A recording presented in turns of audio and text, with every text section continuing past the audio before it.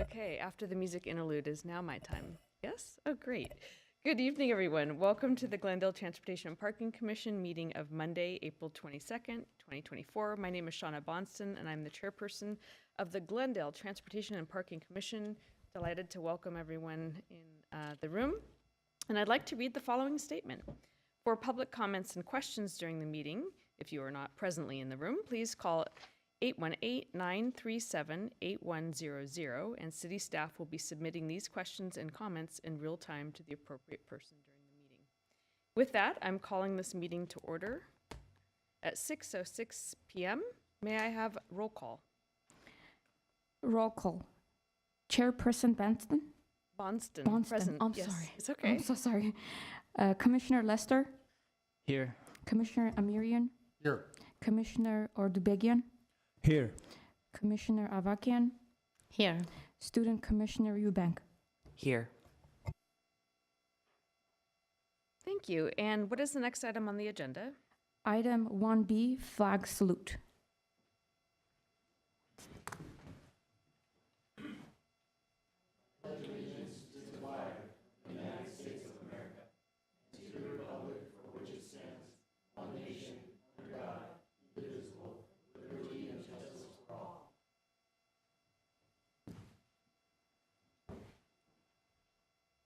What is the next item on the agenda?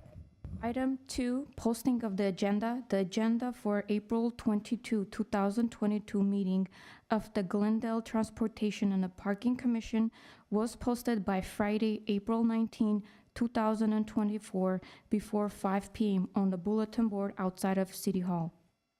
Thank you. The next item on the agenda, please. Item number 3, approval of minutes. Approval of minutes for the Special Transportation and the Parking Commission meeting of March 25, 2024. Are there any comments or questions? Chair, I have a question and comment. Regarding the minutes, I understand that the minutes are the actual minutes since the meeting is recorded. The recording is the actual record. But I do know that executives sometimes rely upon looking over the minutes and determining whether or not there's something they should go back and check. And so I just wanted to point out, just looking at the minutes, actually just wanted to ask how it's determined what questions are inserted into the minutes versus kind of left out.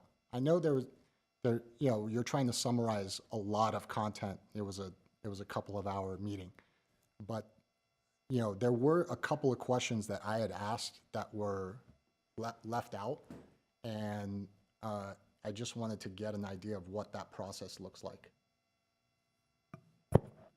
Yes, Commissioner. So we do not take verbatim minutes, right? We try, like, as mentioned, we try to summarize those.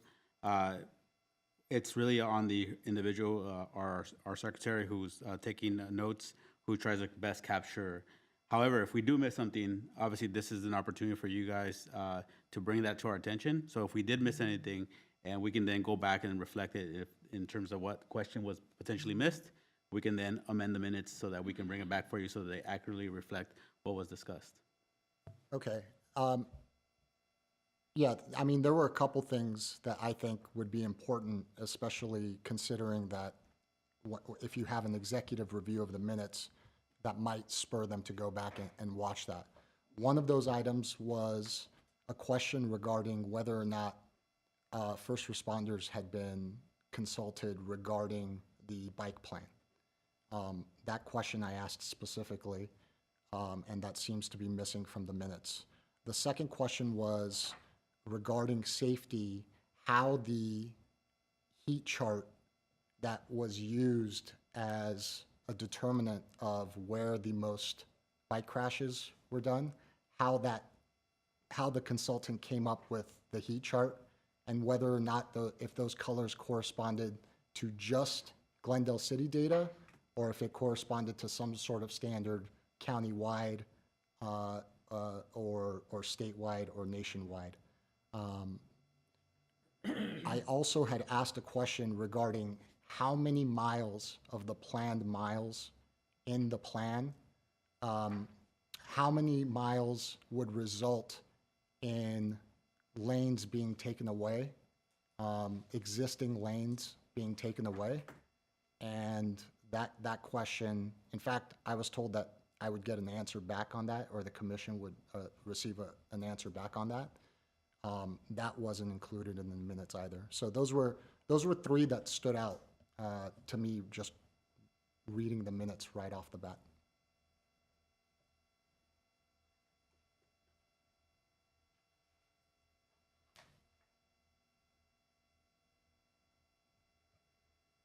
Are there any other comments and questions? Okay, if there are none, do I have a motion approving the minutes of March 25th, 2024? I'll move. And actually, it says regular meeting, but didn't we just say special meeting? That is correct. All right, sorry, to be clear, do I have a motion approving the minutes of March 25th, 2024 special meeting? Yes, I move to approve the minutes. One second. So considering that I just made three suggestions, would you be open to amending your motion to include the items that I? Yes. Excellent. So making a motion with the amendments of Commissioner Amirian to add the missing parts of the minutes. And I'll second that motion.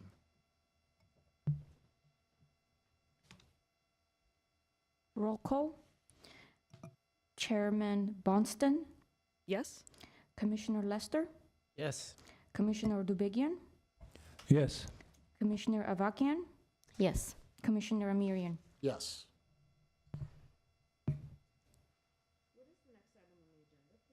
Item number 4, presentation, but there are no presentation at this time. Item number 5, consent items, but there are no consent items at this time. Thank you. And what is the next item on the agenda? Item number 6, action item, Glen Oaks Boulevard Bicycle Facility Project. Thank you. And are we going to begin with staff presentation?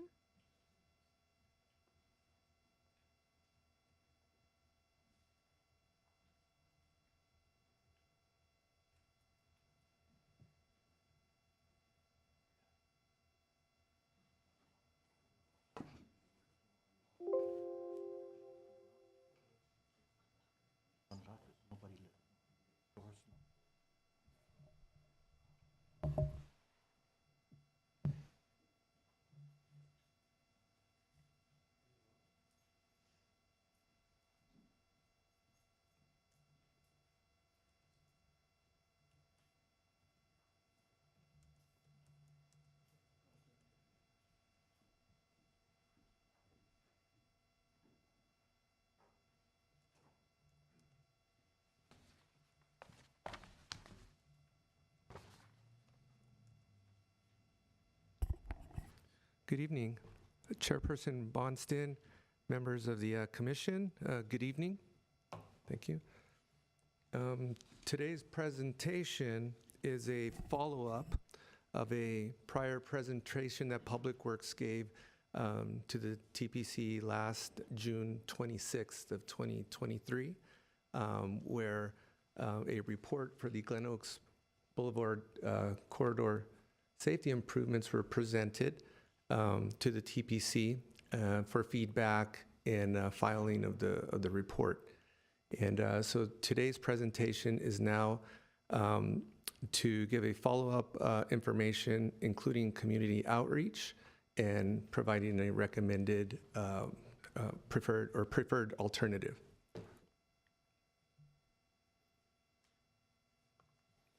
Okay, so this is a brief background that helped start this project. Originally, there's been extensive concerns from the Rosmoy neighborhood that surrounds Glen Oaks Boulevard, longstanding concerns regarding cut-through traffic, speeding, general safety concerns regarding traffic and the community. In staff's coordination with the community, it was found that in the 2012 bicycle transportation plan, the transportation plan called out for bicycle facilities to be considered on Glen Oaks Boulevard, and including potentially a lane repurposing project, or otherwise known as a road diet. Also noteworthy is that the City Council, as well as the Department of Public Works policy, is to include safety improvements on all new roadway projects and include recommendations from adopted master plans in the city. With that in mind, staff set out to create a set of project goals and limits for the project. So the project that we'll be discussing today will be including the limits of Glen Oaks Boulevard from Geneva Street to the east, or shown on the exhibit to the far right, to Central Avenue to the west, which is shown on the far left in gold. And in defining these limits, staff set out to develop, again, a set of project goals that improve safety for all users and along the corridor, as well as expand bicycle facilities and active transportation opportunities, and reduce collisions on the roadway by developing complete streets strategies and multimodal transportation options for everyone using Glen Oaks Boulevard. Lastly, to develop a comprehensive community and stakeholder engagement program to vet this potential project through the community, obtain feedback, as well as gauge support for the alternatives. So this is some of the project milestones that will outline what's been completed, where we are to date. As noted earlier, there is a bicycle facilities study that was prepared to develop alternatives, review impacts of the alternatives and options. That was prepared in April of 2023, and it provided a thorough assessment of these potential bicycle facilities. Secondly, the results of that study was presented to the Transportation and Parking Commission in June 26th of 2023 for feedback and noting and filing the report. The feedback we received, as well as what we're incorporating on all projects we're moving forward with, is to conduct a comprehensive community outreach program, and we obtained the assistance from an outside consultant to vet this through the community. This information has now been vetted through the community, feedback has been received, and we're ready here today to recommend a preferred alternative to the TPC in today's meeting. So a brief recap of the bicycle facility study and what it included. It studied and developed 3 alternatives for Glen Oaks Boulevard that included a thorough review of collisions along the corridor. it analyzed the potential safety benefits of some of the alternatives, as well as incorporated a analysis of vehicle miles traveled, as well as any impacts to traffic flow that are using the traditional level of service methodology, evaluating traffic diversion potentials through the neighborhoods, as well as the bicycles' level of stress before and after. We'll now go into the project alternatives and they're the same that were presented in the June 26th meeting of 2023.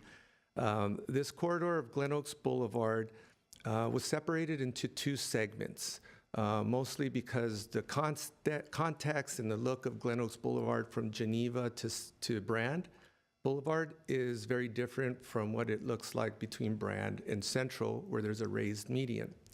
So we'll be going over again the alternatives, but just wanted to note that the reasoning for the segment 1, and later you'll see segment 2. So segment 1 is defined as Glen Oaks Boulevard between Geneva and Brand Boulevard. Existing is, there's two different street widths, and which is why you see two existing conditions. So from Geneva to Louise, the roadway is 60 feet wide, 2 lanes each direction with parking on both sides of the street.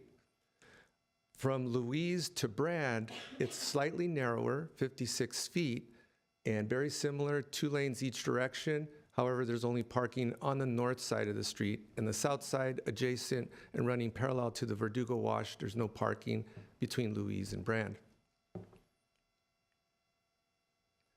So this is segment 1, same segment, and now looking at the alternatives. So alternative 1, what it proposes is to maintain the existing Sharrow markings and bike route on Glen Oaks Boulevard, but enhancing these shared lane or Sharrow markings using a green treatment that provides additional visibility to drivers. The traffic lanes will still be maintained, 2 lanes in each direction. Parking would also be maintained. At the bottom of each one of these slides, you'll see survey results, which provides information regarding the community outreach and the surveys that were filled out by the community and how much support was received for each of the alternatives. In this case, alternative 1 in segment 1 received 23% support from the community. This is now alternatives 2 and 3. So alternatives 2 and 3 are the same, and what they include are repurposing of lanes, 2 lanes on the roadway, so removing 1 lane in each direction, and implementing Class 2 bike lanes and a center 2-way left turn lane. The existing parking that's either between Geneva and Louise or Louise and Brand will be maintained. And the survey at the bottom, this alternative, again, 2 and 3, received 77% support for the alternative. So now we jump to segment 2. This is the segment between Brand Boulevard and Central Avenue, and where there's a raised median in the middle of the roadway. There's 3 travel lanes in each direction.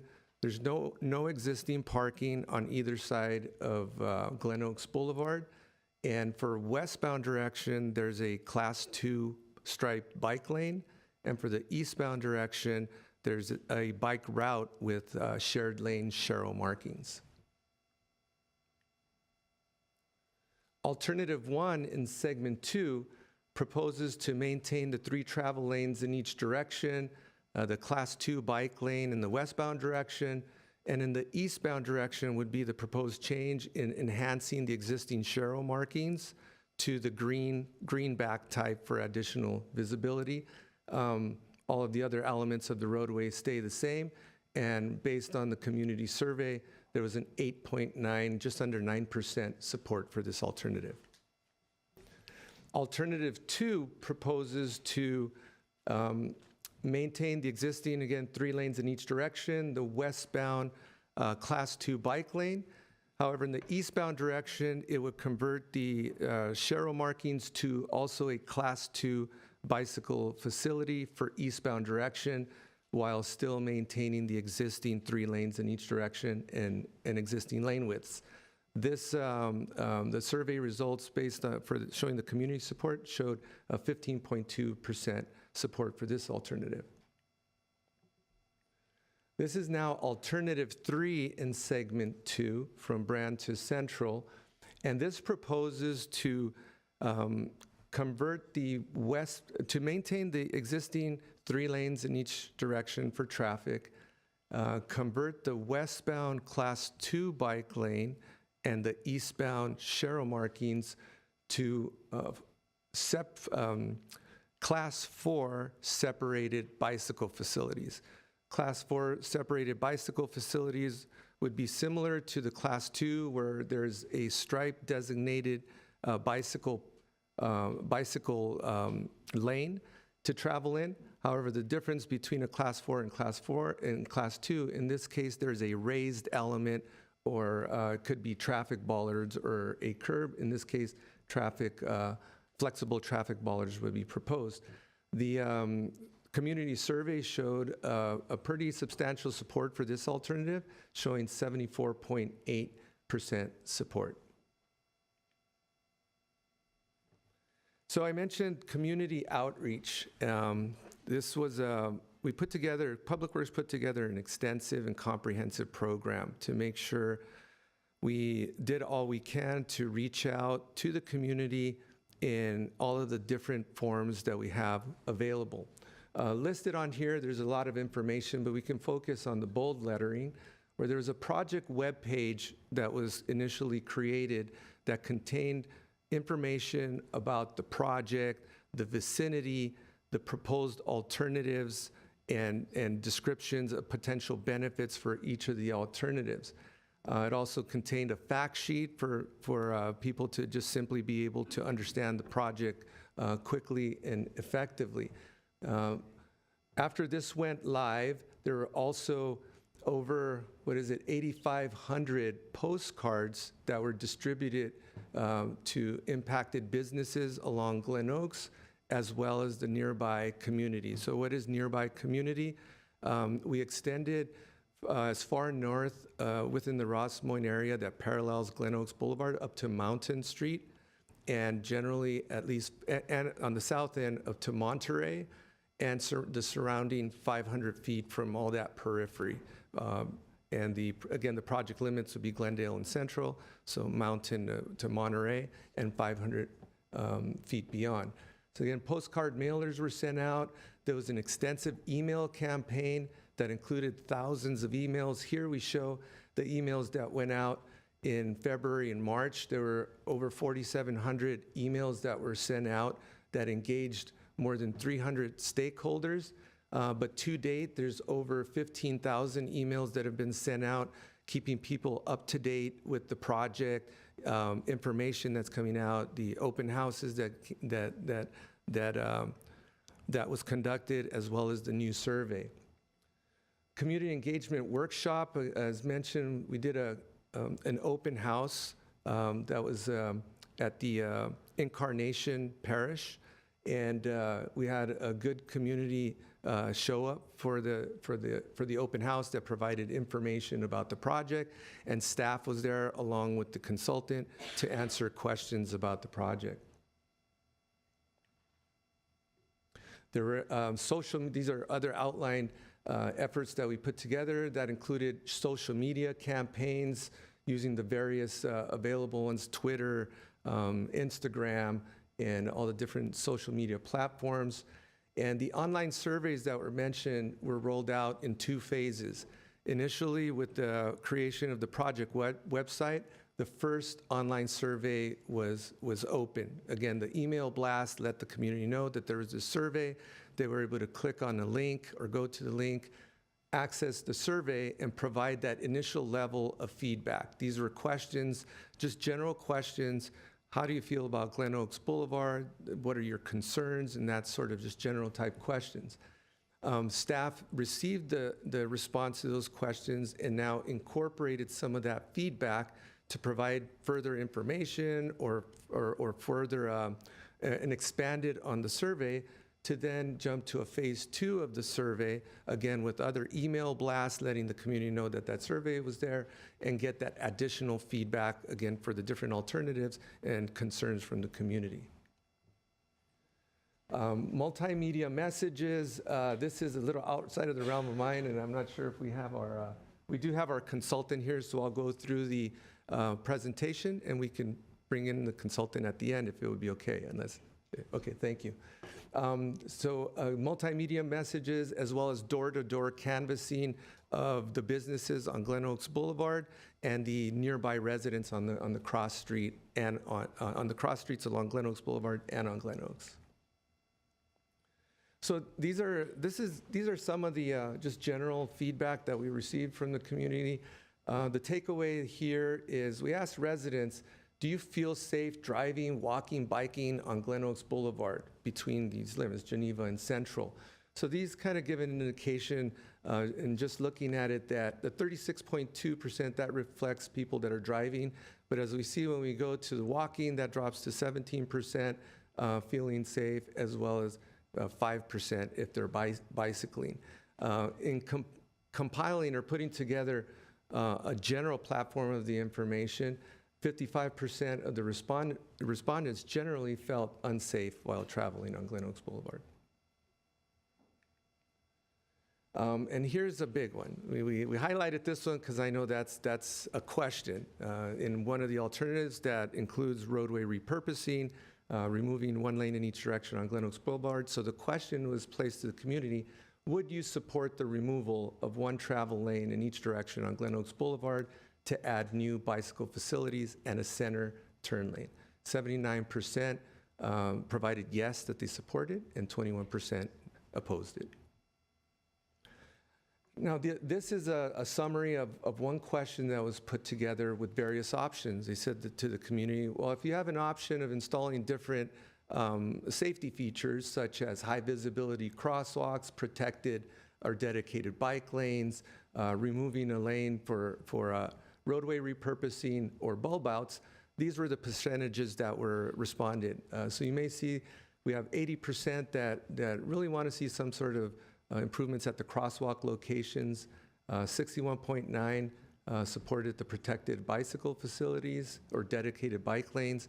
50.5, again, this is of that particular question, identified roadway repurposing and adding bicycle facilities in a two-way left turn lane, as well as the bulb outs in the last one, that's 50.5%, identified that as a preferred improvement.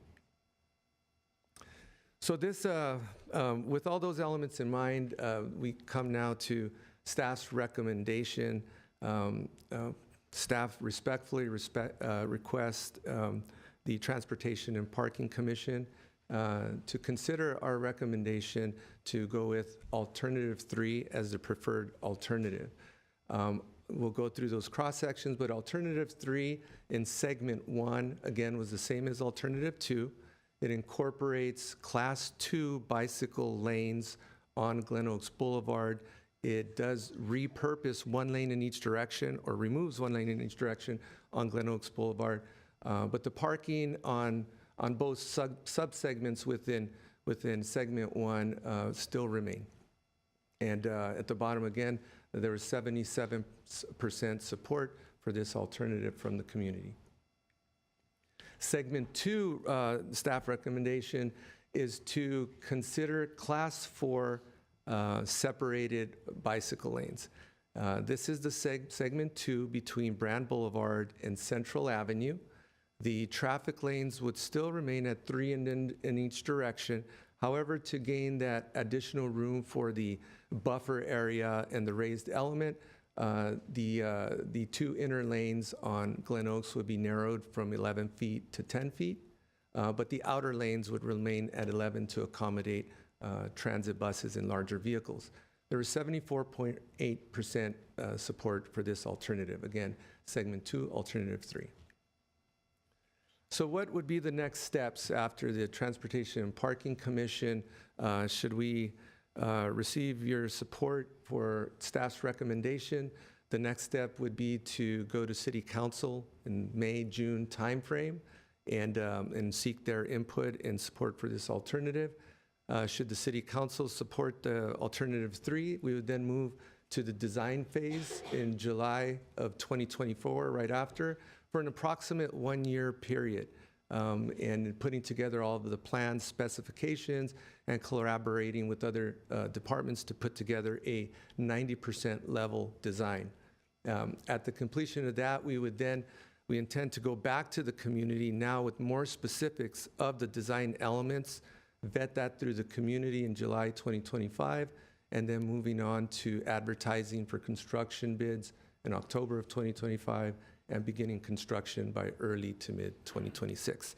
And with that, that concludes our presentation, and we'd be glad to take any questions. Thank you so much for that thorough presentation. Appreciate you returning. I recall the meeting from last year. So with that, it sounds like there might be a couple questions based on the presentation. Sure. Thank you, Mr. Kassav, on a very good presentation. My question for you is on the outreach.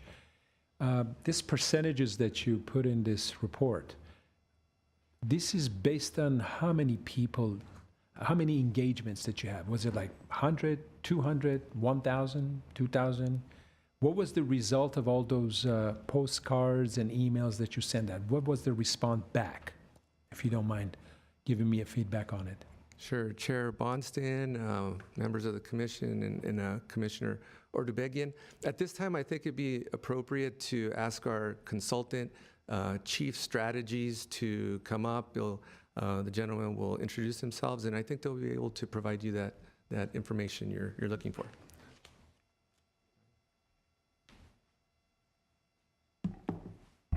Hello, Commissioners. Thank you for having me. To answer your question, the very first survey we did, there was 282 responses. On the second survey, there was 219 responses. Was that via email? That was, so the survey was hosted online. So we sent out a mail piece that talked about the survey with a QR code. It was on the website. We also sent several emails. And with the emails, what we did was we got an email list of stakeholders from the city, but then we expanded into the study corridor and pulled political data that includes emails and consumer data, and emailed the exact same email with the survey to those people as well. And then of course you have the social media, and one thing also, our door-to-door knockers, when they went door-to-door, they had a tablet on them, and they would ask people when they were at the door if they would fill out the survey. And part of that survey, one aspect of the survey, especially the very first one, was also an RSVP to let them know about the community open house, which then was followed up with emails to those specific RSVPs to remind them about the open house. Thank you. My concern is it's based on 200 people that you have sent out the they responded back to you, and the same people on a second time around responded back.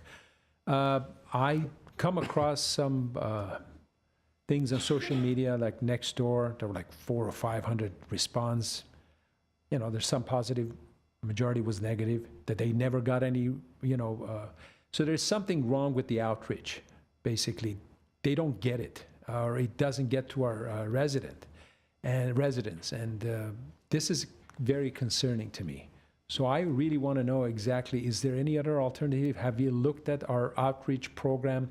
Maybe we need to change it in a way till we get a bigger engagement. I don't know if 200 people is enough to make a determination of what is it that we need to implement. Yeah, I can say that.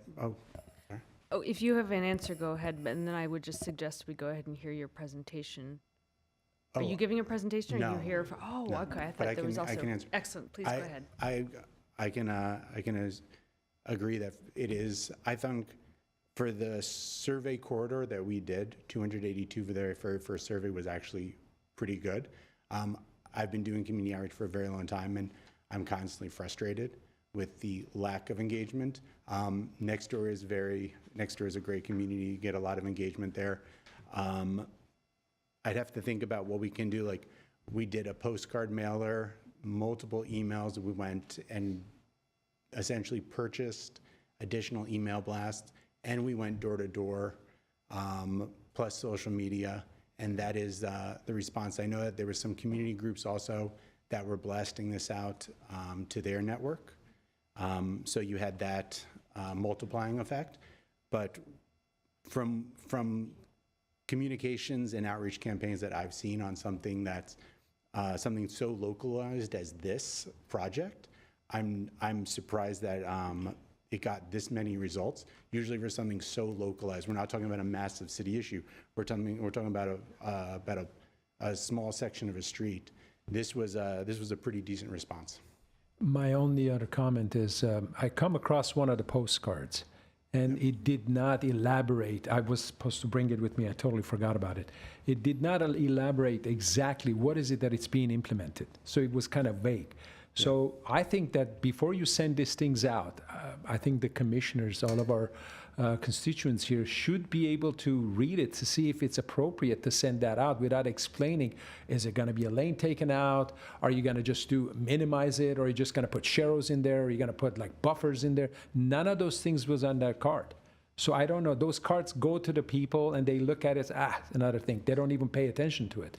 So I honestly think if you're sending community outreach postcards or you're trying to do, through social media, it needs to say exactly what you're planning on doing. Just the way that you explained to us in a shorter manner that people understands it betterly.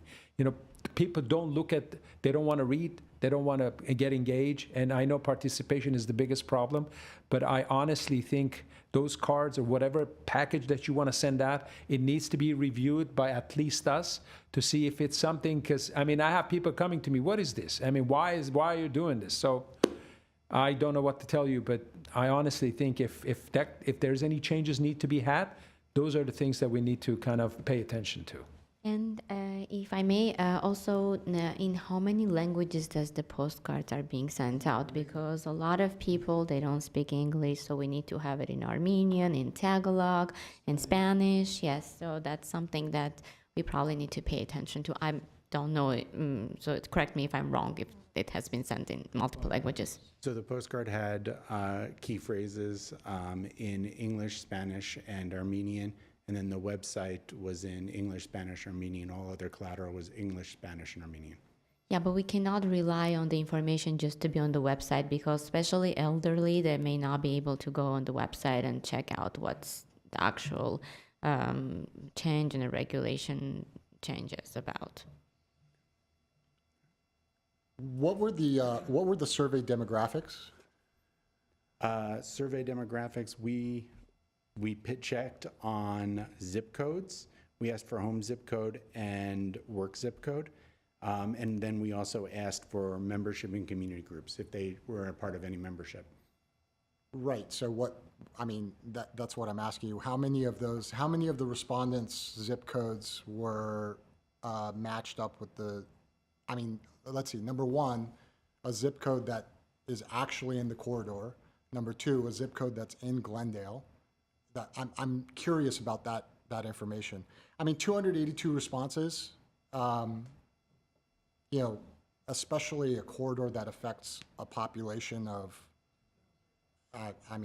10,000 at least. I don't know what we're talking about one of the most traveled corridors in Glendale. So do you have of the 282 responses from the first and the 219 from the second, do you have the percentage breakdown of how many of those responses came from zip codes that were directly along the corridor in the city of Glendale, and then all others? I have for the first one, and out of the 280 plus responses, we got, since they were optional, it was 214 on their home zip code. So out of that, it was 93.46 within the city of Glendale, out of those responses, 4.21 in the city of Los Angeles, 1.4% in Pasadena, and 0.47 in Burbank, and then we had 1.47 in Altadena. And then the second set of responses was the second survey limited to people who responded to the first survey? No, but we asked that question, and I can go through that. That was, we asked how many people attended the community open house or had filled out the Glen Oaks Boulevard. So in the seconds, did you fill out the first Glen Oaks Boulevard survey? No was 50.9%, and yes was 49.1%.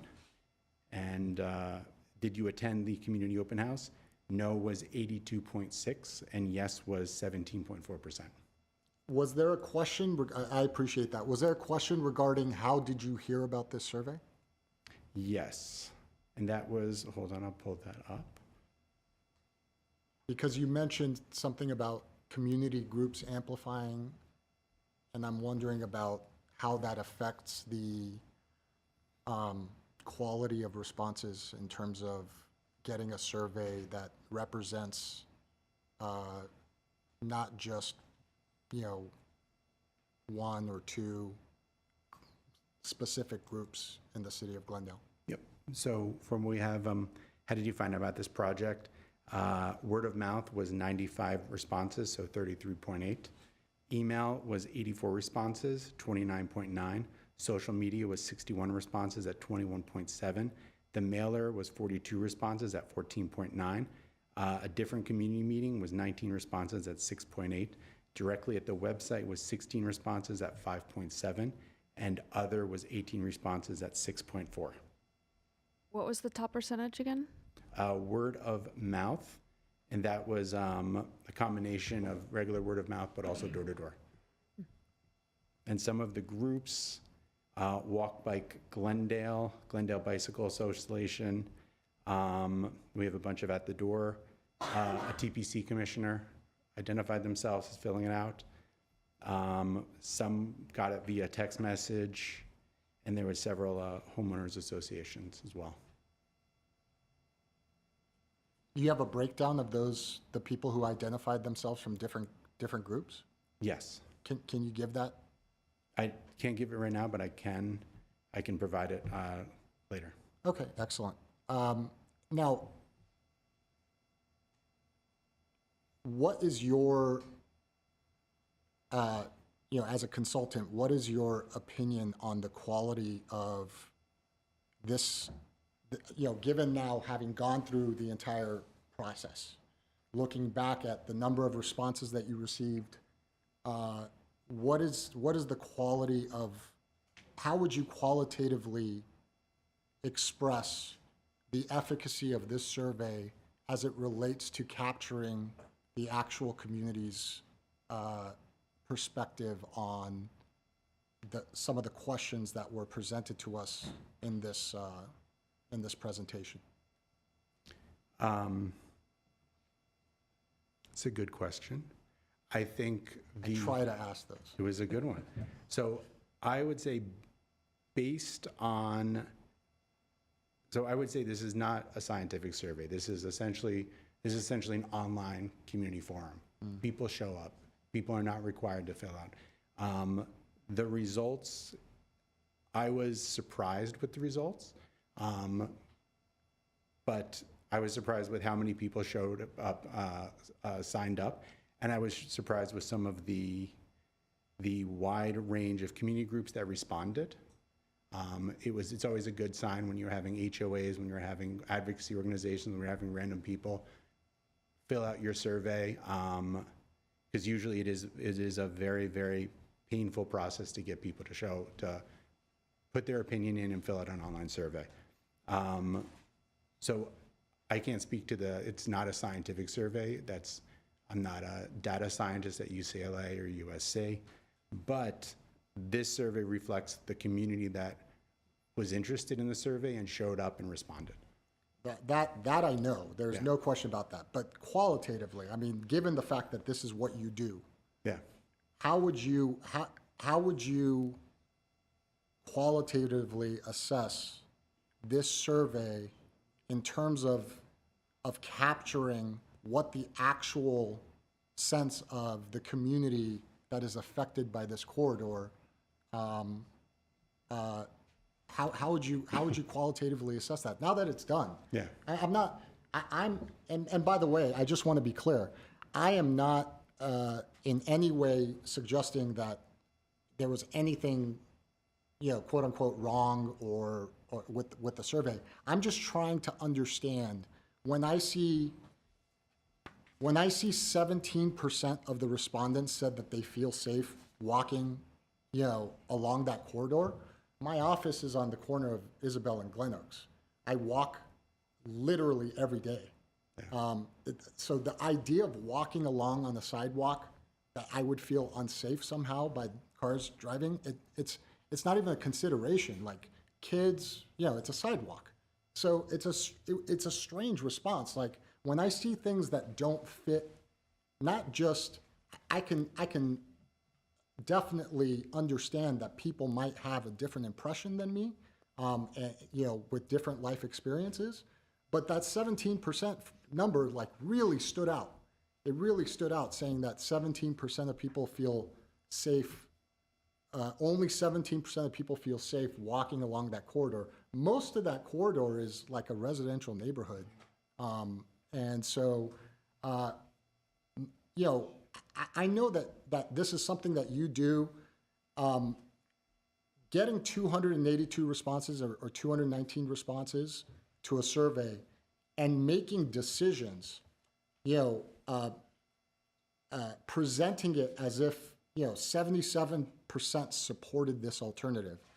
I mean, 77% of 200 people are going to make a decision or affect a decision that's going to affect tens of thousands of people. And not just tens of thousands of people who drive, walk, and bike along that corridor, but then the tens of thousands of residents that are affected by, increased traffic, by potential delays in response times for first responders. All of that is going to affect a lot of people. So when I see, a big presentation made and it says, survey results, 77% supported this alternative, I'd like to know 77% of what? Of whom? Who are these people? And so, yes, a self-reported survey, people are self-reporting that they live in Glendale and they have no reason. I'm going to assume good faith. But the number of responses qualitatively, not quantitatively, qualitatively, I'm not really sure how you can come to a conclusion that's something that we should feel good about in terms of saying that, what, this is what the community actually wants. That's what I'm trying to get at. Do you have any type of comment as to that? These are the results. The results are 77%. These are the people that come out, and part of doing community outreach is you're listening to the people that come out, because that's most of the time. Those are the people that are going out. They care passionately, and there's probably hundreds of other people behind them that don't have the time to fill out a survey or show up to a community event or show up at a committee meeting and make public comments. So you see this all the time when it comes to all kinds of different projects. People either come out, and it could be the majority of the public, or it could be just a very, very loud vocal minority. But government has to make decisions about the people who turn out. Oh, that I understand, but you just mentioned something. It might be a very large vocal minority, so that might be the case here. There could be a very large vocal minority. There could be a very large vocal majority. You're just not sure. Based on the data that I'm seeing right now for the people that filled out the survey, it's a very large vocal majority. It's a very large vocal majority. 77%. That's of 282 respondents. Yes. So, Commissioner, if I may, so obviously we understand what's being expressed here, right? Obviously, staff has actively tried to solicit.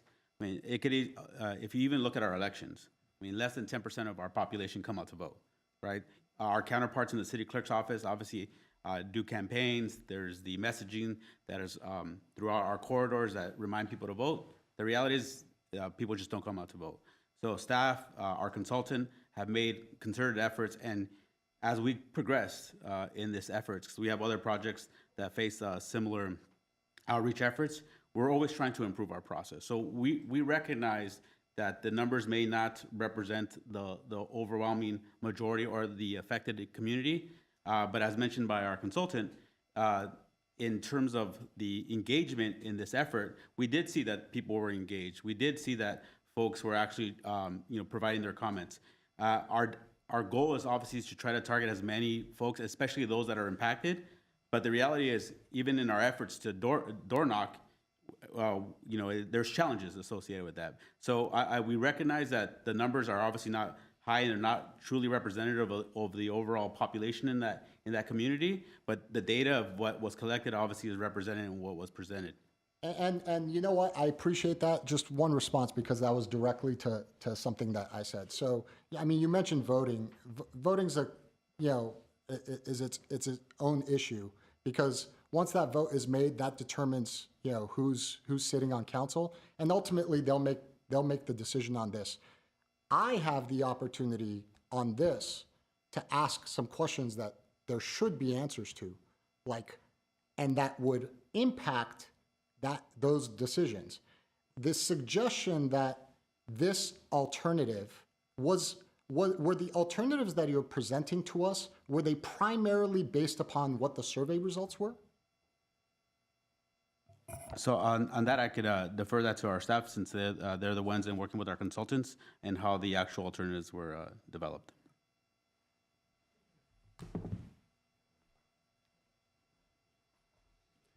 The original alternatives for this project were developed as part of the April 2023 report that looked at the bicycle transportation plan as one of the key components in moving forward and identifying the options. But subsequent to that, this outreach effort was to vet the information to the community. I know there's some concern about the actual surveys that were filled out, but I think one of the key considerations is really the amount of engagement that was done. So the thousands of emails that were circulated, I believe the consultant, and maybe Brian can confirm, there's a way of determining how many emails were open.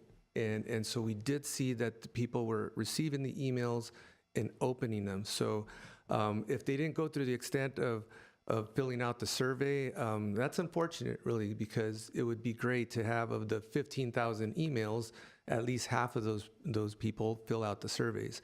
But they didn't. But what we have seen in terms of the qualitative, Commissioner Amirian, from a traffic perspective, the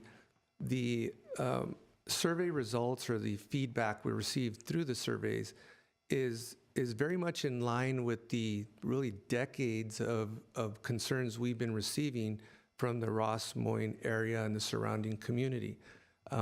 Since the late 1990s, there's traffic calming measures put in around the area to address a lot of these concerns.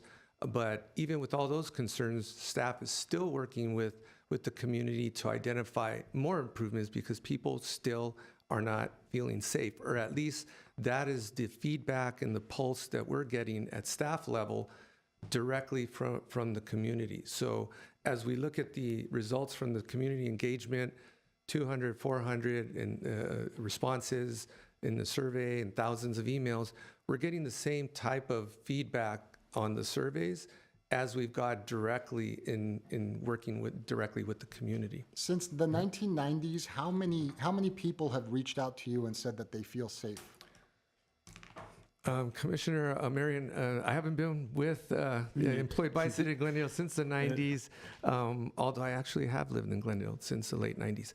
But in coming aboard and reviewing all that history, really, boxes of history, in the late 1990s, there were door-to-door programs, actually, that staff conducted at that time to identify what the traffic calming measures are currently out on the street as of today. A lot of them, were able to gain community support, but others were not. And so, but one thing, again, that is common and keeps consistent with those boxes of records and community meetings that I've participated in myself and listened to the community in like 200, a community meeting with like maybe 100 people in it, is that voices of the speeding, the cut-through traffic, and how they feel, not only walking on the sidewalks, but crossing the streets, and whether at a signalized intersections or mid-blocks.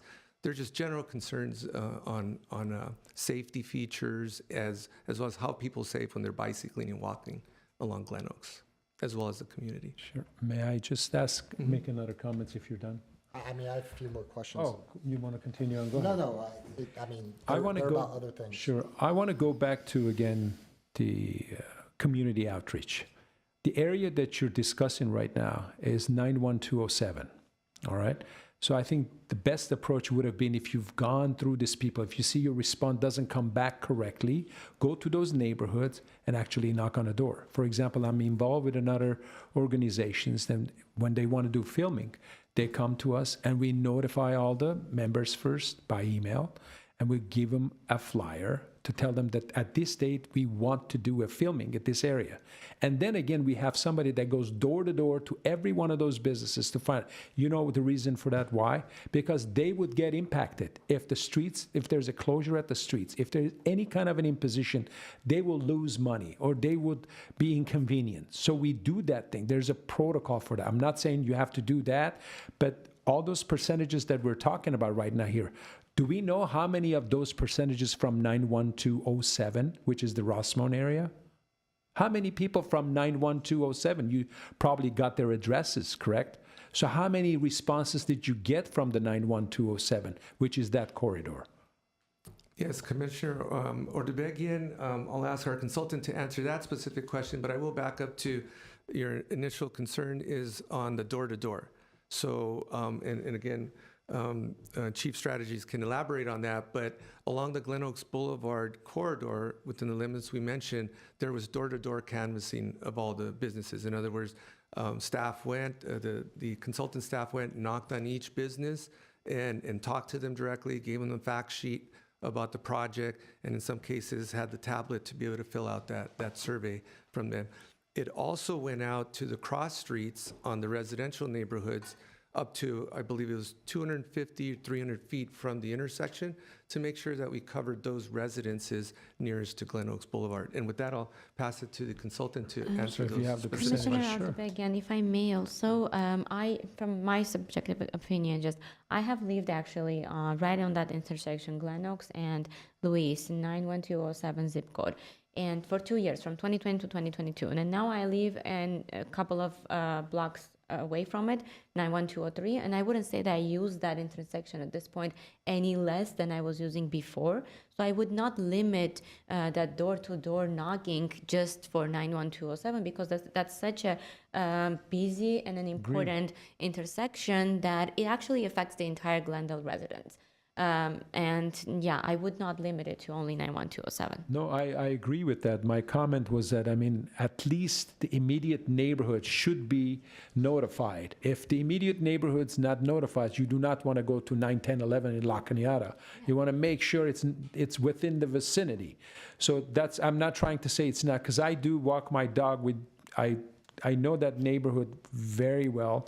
There's so many things that could be done, implemented as far as lighted stop signs, lighted crosswalks, which it's lacking right now. And there's so many other safety issues. And our emphases are on basically only bike lanes. I don't understand why aren't we, we're spending money to do a survey like this, to talk about safety. I think our commission job here is to be able to talk about safety in City of Glendale. Why aren't these other items included in your survey? And you know, how could we not see those issues? And we're saying that if you put a bike lane, it will solve all the problems. It may be one of the items, but it's not everything. So I don't understand the whole concept of just emphasizing on one item, not the others, and then not going asking people. Because when I saw the next door comments, it was just mind-boggling. And there were like 400 to 500 comments. I don't know, have you looked at those? Have you seen those comments? It's online, you can check it out. And it wasn't good about your approach. I mean, not your per se, but the City of Glendale approach about notifying people that what's happening at this point and what are we trying to do.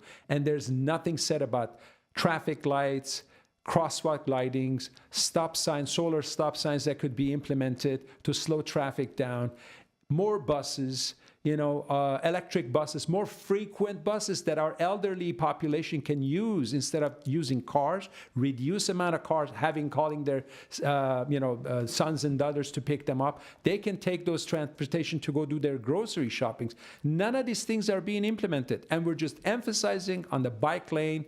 And on top of it, on our WASH projects, there's a huge bike lane project right now. Why do we want to do 2 projects at the same time? It's just mind-boggling for me. I just don't understand. And the approach and the things that you're getting, and I'm very happy that at least you got tremendous amount of, participation in this. But it just, the card that I saw wasn't explaining what is it that City of Glendale wants to do. And we haven't seen, have you seen the cards? I mean, Have I you didn't, seen I the didn't get the cards? cards or somebody knocking at my office. There you go. So I don't know what to tell you. And I live in Ross Moines area. To answer the 91207, it was 54 responses out of the 214, and that's 25.23% of the responses. Thank you. I want to take a minute to see if there are other questions as well from the commission. I have some other questions, but I'm willing to. Go ahead. Okay, thank you. Thank you. What are the total number of vehicles that travel along this corridor on a daily basis? If you give me a minute, I'll take a look at the traffic study.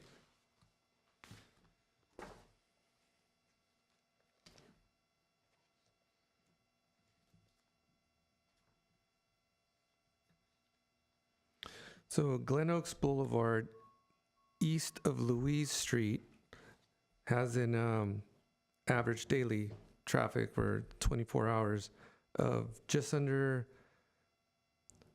I was going to say 15,000. I'll say the exact number, 14,694. And what is the projected number of bicyclists after these changes that would be using this corridor? That information is not something that a report of this type would look at. That would be seeing how much traffic potentially could move from, say, car to bicycle. That would have been more of information that would be looked at or included in like the bicycle transportation plan of 2012 when they identified this corridor for the bicycle facilities. We have a what appears to be what was listed as a bicycle pilot program between Glen Oaks and what is it, Stocker on Brand Boulevard. That was before my time on this commission. But are there real time tracking of the impacts of that currently, considering that that's a pilot? Commissioner Amarian, you mean the traffic volumes? Not just traffic volumes, but actually the number of cyclists who have begun to use the level 4 protected bike lanes that have been put there. Yeah, so this is a quick build project, which is implementing, again, a pilot program with temporary features for evaluation. So the plan is to install it. Again, there was a whole community outreach component to that, but to install it and then enter an evaluation period. The evaluation would include looking at traffic volumes, looking at bicycle usage, and that sort of thing, as well as collisions and comparing to previous. And I assume also getting feedback from various stakeholders, including the businesses, first responders. I know there's a fire station there. I've already heard from a couple of firefighters from that station, specifically about a call they had last week, a kitchen fire in the area where they had issues getting their truck out. But I know we have some firefighters here, and I have some questions specifically about this that maybe they can answer. But in terms of best practices, considering that you have a pilot going on and you're planning on doing all of this evaluation, would it not make sense for you to wait and do the evaluation of that quick build project before we make a determination on this one? Yes, Commissioner Marion, that's a good point, but I think they can both move together in parallel, because what we're here for today is to recommend and potentially select a preferred alternative, right? So there would still be a design period of we still first have to go to council, assuming we receive council's direction to move forward with the project. There would still be a 1-year period of a design for the project. So during that period, nothing is set in stone. It's not in the ground yet. So there's always time to be able to react to any information that we find out from the study and incorporate it into the project. And again, go back to the community, the TPC, and council with any sorts of changes.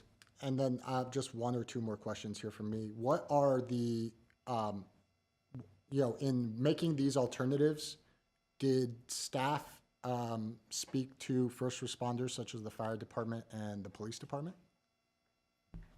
Yes, we spoke to both. Fire department usually is the most concerned because they do emergency response and terms of paramedics and fire, and so they did have some comments, and we did incorporate the comments. The comments were to incorporate striping to make sure their driveway was kept clear, as well as the center turn median. They looked at the typical routes that they use on emergency response, which are listed on the emergency response route map. And we freed up, which would be at Stalker from memory, and there are particular turning moves that were important to them to be able to access the fire station and to and from. And so we made sure that at those corners, there was adequate turning maneuver radius for all of their apparatus. And in some cases, it had minor impact on parking. So that parking was shifted or removed and placed in another location to compensate for the lost parking. So now, in short answer to your question, we did coordinate with, more particularly with fire, because they have the larger apparatus, and incorporated their comments into the proposed alternative 3. And you may not have the answer to this question, but I think fire might. What are the impacts to response times considering your preferred alternatives? Commissioner Marion, I would have to turn it over to fire department for their feedback. Good evening, commissioners. My name is Andrew Gano, battalion chief with the Glendale Fire Department. And obviously, the fire department, our mission is to protect life and property and responding to emergency medical services to the community. Over at Brand Boulevard, where we have Station 26, it's getting cut down to 1 lane in each direction, as well as a center turn lane for both sides. Problem with that is that a lot of the times Amazon, UPS, FedEx, delivery companies are parked there delivering their deliveries. There's nowhere else to go. And that impedes our truck. Our truck is 62 feet long, and it takes a wide, even though we have somebody steering in the back, it takes a wide radius in order for us to get down the street. And when there's traffic with 1 lane, and we have those trucks parked in that center lane, it's almost impossible with cars moving on both sides. As well as San Fernando. San Fernando used to be, I'm down at Station 21, whenever we get a call on the west side, we used to take San Fernando, take Broadway over to San Fernando, we go all the way up. Now that they have a median that has like planners, we can no longer take that route. Traffic on that street, is extreme early in the morning and probably 3 o'clock all the way up to 7 o'clock at night. We can no longer use that avenue for emergency response. Not only when we have fires or other emergencies in the city, we have a partnership with Pasadena and Burbank, and that's how they get into our city too. And that no longer can be used on San Fernando. Glen Oaks is one of the main avenues, not only for emergency response to the area Station 26 responds to, but that's also an avenue for us to get to the hospital quickly from that area, from north of the 134 freeway, all the way over to Ross Moyne area, over off of Kenyatta as well. We have multiple stations. Usually when we have a fire, we're responding probably 5 stations to that fire because it takes a lot of our members in order to put out that fire. That's how we go to areas over on the mid part of 26th District, 24th District, over in Ross Moyne area. We take Glen Oaks, and that's how we cut over from the west side over to Glendale Adventist, as well as going up to Verdugo Hills when rush hour on the freeway is at its peak. We strongly and respectively oppose any subtraction of any lanes on any of these streets. That happened on Glen Oaks, and it's going to impact not only our emergency response, but getting people to the hospital as well in our ambulances. They showed the alternatives, let's see, on Geneva Street to Brand, where they have that center turn lane that they recommend. They said 77% of the public voted for, but at the same time, there's liquor stores, there's restaurants, there's mini marts. That center divider is going to be taken up by delivery vehicles, as well as all the businesses in there as well. Amazon, FedEx, UPS, they're going to be parked in that center lane too. So if there's traffic peak times around, I'd say around 3:30 all the way to 7 o'clock over in that area, it's going to impede us getting not only our patients to the hospital, as well as emergency response if there's a fire in that area too. So we strongly oppose the alternative 2 on Geneva Street to Brand Boulevard. I'm sorry, you're talking about the part when it's 11, no, it's 11 and it's going to be made 10, right? No, hold on. 10-foot center turn lanes for both sides with the 11, the alternative number 2. Okay, so you are saying that basically the 11-foot one is going to be occupied by FedEx and occupied by large vehicles, and you're not going to be able to use that lane to basically drive through for emergency purposes? The center lane, that's 10 feet, that's the yellow, that's Yes. the train lane. That's where FedEx, that's what they do on Brand Boulevard now. FedEx, all of those delivery companies, as well as deliveries for the restaurants in that area, that's where they park and that's where they offload all their deliveries. And they're there sometimes for an hour at a time. But it's throughout the entire day, especially on Brand Boulevard. That's one of the problems that we have with responding out of Station 26, which is located at 1145 North Brand Boulevard. Coming out at certain times of the day when, like I said, from 3:30 to 7 o'clock at night when there's multiple people on that street, that the delivery trucks are parked in the center. So our truck company, which is 62 feet long, has to make wide turns and sometimes has to go down Stalker instead of going down south on Brand Boulevard over to Glen Oaks to get to the emergencies. And has it been calculated? Let's say how many minutes is it being delayed if you have to reroute and go some other way? I don't have those numbers right now. All I know is it impedes a lot of the time. I mean, you go over there any time of the day, you're going to see delivery trucks, except in the middle of the night. I don't have any exact numbers for you. I just know that. In your professional opinion, do you think that it will impede? Will it slow down response times? 100%, especially on Glen Oaks too. And especially transporting our ambulances, people from the hospital or from their the call wherever they live over to the hospital, because Glen Oaks is one of the main avenues that we take to Glendale Adventist and Verdugo Hills Hospital. What percentage of your calls are medical in nature? 90%. I would ask, I actually have some questions too. So I know that you were answering an initial question. Was that concluded? Sure. And do you have additional questions? Okay. Do you mind if I ask? Okay.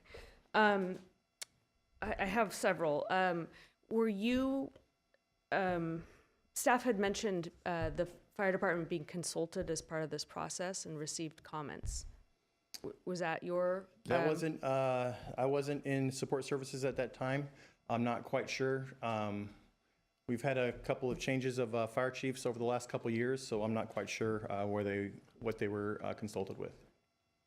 Okay, I'd like to maybe follow up because I'm, Chairperson, Yes. if I may, and to the battalion chief's credit, he is accurate. There has been changeover, but from a staff perspective, we've tried to engage. Obviously, we received comments from the former chief. We have engaged, but obviously direction has changed since then, and the positioning of the fire department is obviously different.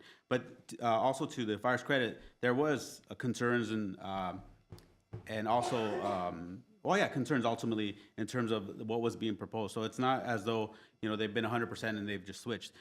They've shared their concerns, which we've tried to incorporate. So staff has worked with fire, and obviously it's different leadership at that time. I see, that's helpful, because I was trying to understand, obviously, early input is excellent and better, and so I was trying to kind of understand the comments that might have been received and some of the improvements or design components addressed as a result of that, and how that comports with what you're saying. I have a couple other questions. So some of that has to do with the formality of other departments and their review for our process.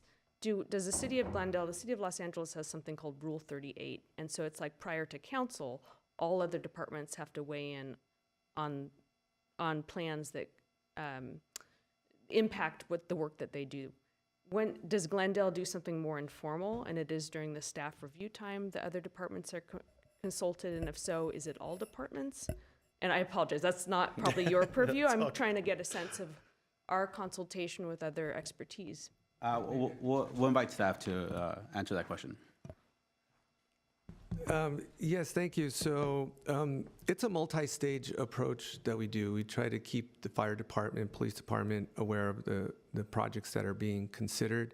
In this case, the feedback that we received, and not to discredit any sort of feedback, is that this section of Glen Oaks that enters the Ross Point area, that there are speed humps already on Glen Oaks. So that's not necessarily the most primary route as compared to, say, the segment of Glen Oaks that leads to the Adventist Medical Center, which is in a different location, and that's east of Verdugo. But in this case, fire department generally understands what a roadway repurposing project is, a lane reduction. Yes, generally they have concerns because the more lanes that are available to them, the easier it is to be able to maneuver in emergency situations. But what we communicate are, what the expected traffic impacts are, the traffic congestion, the benefits, the pros and the cons. In this case, our analysis showed that traffic would improve at the intersections. So that may actually help in their ability to traverse this area, because currently that middle lane in each direction at the intersections is usually there for left turners, and traffic has to weave around them. So again, the more lanes from a fire department, we understand, the more lanes, the better. In this case, we did the analysis, we shared the information on an informal basis, which I think was your question. But as we move forward into a design process, because right now we're looking at a selected alternative, then that design process would have more specifics of the street design that we would integrate, again, fire department, police, to get a closer look at the design and have an opportunity to comment. Thank you. And if I may, Mr. Casanova, if I'm not mistaken, this also was part of the bicycle transportation planning as well, right? So this is not something that goes completely off from whatever has been being planned for the next 20 years. Yes, Commissioner Avagian, that was on slide number 1, that was one of the starting points of this, was that these improvements, right, or alternative 3, I should say, was identified on the 2012 bicycle transportation plan. Thank you. You have a question? I did have a question. Okay. Yes, please. I was just wondering, in terms, you were talking about, given this is approval of this, a 1-year time frame for design and implementation, why would it take a full year for that? Yes, well, this project incorporates more than restriping of the roadway. This is going to be more of a complete streets project that'll incorporate other elements, some of which were shown on some of the slides and feedback from the community, such as curb bulb outs where there's that opportunity to implement them, improvements on the crossings at intersections, and as well as the repurposing of the lanes in each direction and the bicycle facilities. And then I actually have additional questions for the battalion chief. Sorry to make you come up and down. I should have organized those differently. Thank you so much. I'm asking, so you made it really clear about the reduction in lanes being problematic for response times. And I'm trying to kind of comport that with so many studies that I've seen about lane width reduction actually helping outcomes in terms of traffic safety. So I'm hearing you say that the response times are slower, which would likely increase the chance that someone would have more dire health outcomes or perhaps not survive a response. What does that look like in terms of trading off either bicycle safety or the safety of cars and traffic on existing lanes?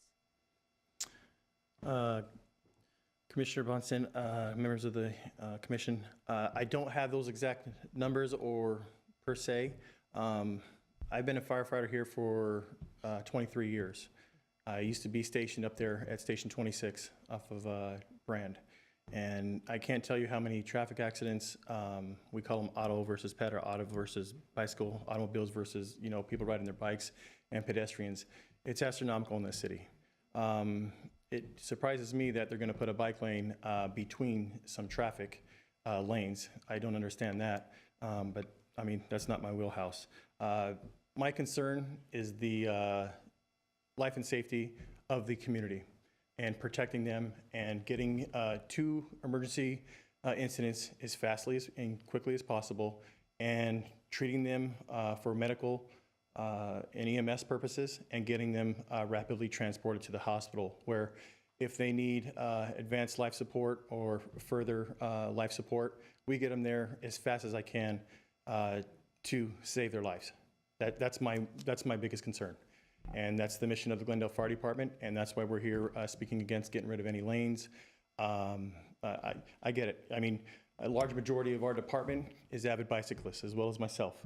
And I'm all for riding bikes and bicyclists having their lanes and stuff. But at the same time, as a Glendale firefighter, my main purpose is life and safety, like I said. So that's my main concern. That's what I'm here to speak about today. Because I do think it's going to make a very big impact on the life safety of our community. Appreciate it. And I just have two more questions. I'm sorry. I just have a follow-up question since this was a life and safety, and I think that's a priority of all of us is here. I just want to understand, it's life and safety for everyone, cyclists, bikers, and pedestrians as well. So how many calls does the fire department get when there is an injury of a cyclist? I mean, you may not have a correct, precise number, but just average. Average, I would say probably with traffic accidents all compared with auto versus pedestrian, auto versus bicyclist, I'd say about 35%. Thank you. Sorry. And sorry if I might add, 80% of our calls in the city is in the downtown area. That means from Mountain all the way down to the south side of the city. This is where a majority of the density of the population is in Glendale. And that's where a large majority of our calls are. This is considered downtown, correct? Correct. Until Stalker, it's Dryden, I believe it's downtown. Exactly. Yeah, okay, so I'm not going to interfere, so go ahead, Chair Bonson.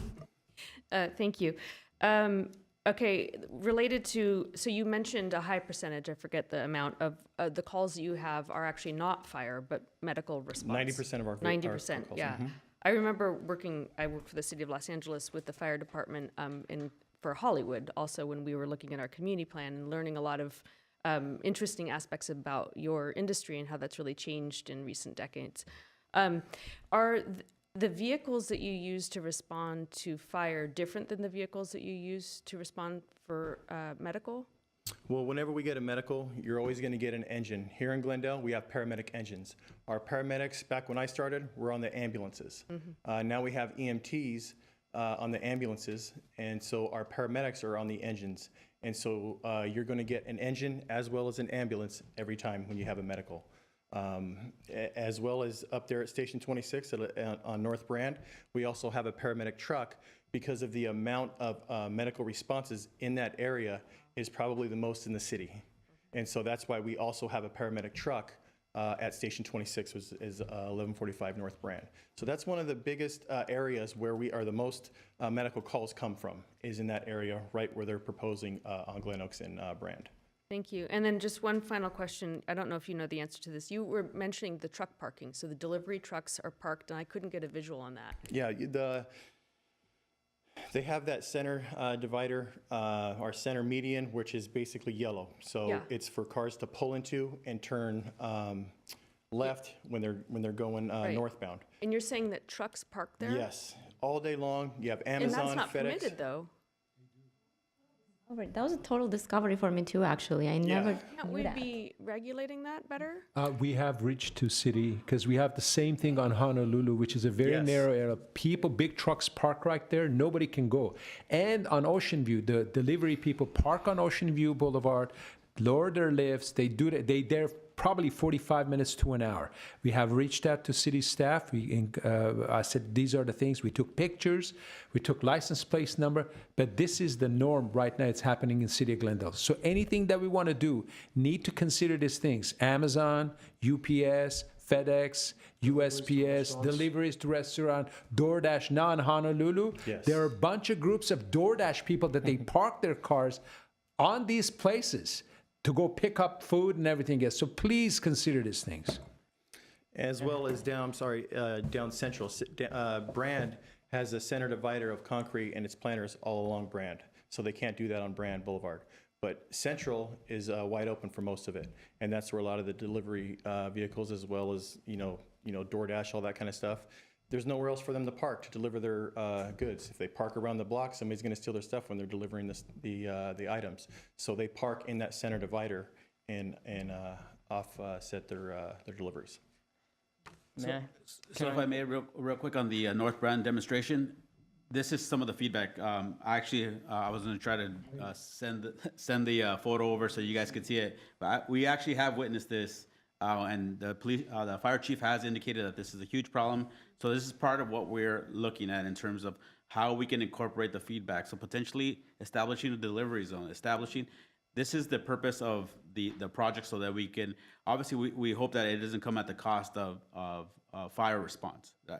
Obviously that's not our objective. At the end of the day, we're partners, right? We're trying to serve both the fire, PD, and the city as a whole, right? So we're trying to balance multiple approaches here. So this is not an adversary relationship. We want to work with them. We want to recognize what their issues are, and we're trying to incorporate feedback, comments. So part of the North Brand demonstration project is to get some of that feedback to address it. And as we progress in other projects that have similar elements, then these are the things that we can potentially incorporate. So in this project, right now, we're just discussing alternatives, right? As we mentioned, it's a design that needs to move forward, but ultimately, the more and more feedback that we get and the things that we see in the actual application, we're gonna have to try to make those changes and make those modifications. But we are gonna work with PD to at least initially work on the enforcement piece. But we recognize that there's also a practicality aspect of this. As mentioned, I mean, a driver's not gonna park half a block down the street when they have to, offload a huge delivery, right? So these are the type of feedback that we're gonna look at, that we're gonna receive, and try to incorporate it in our future designs. May I? First of all, thank you for the work you do, keeping Glendale safe. Thank you. I guess I had a few questions about your appraisal of this design. I mean, as far as I can tell, what's being proposed here, there's no loss of actual space.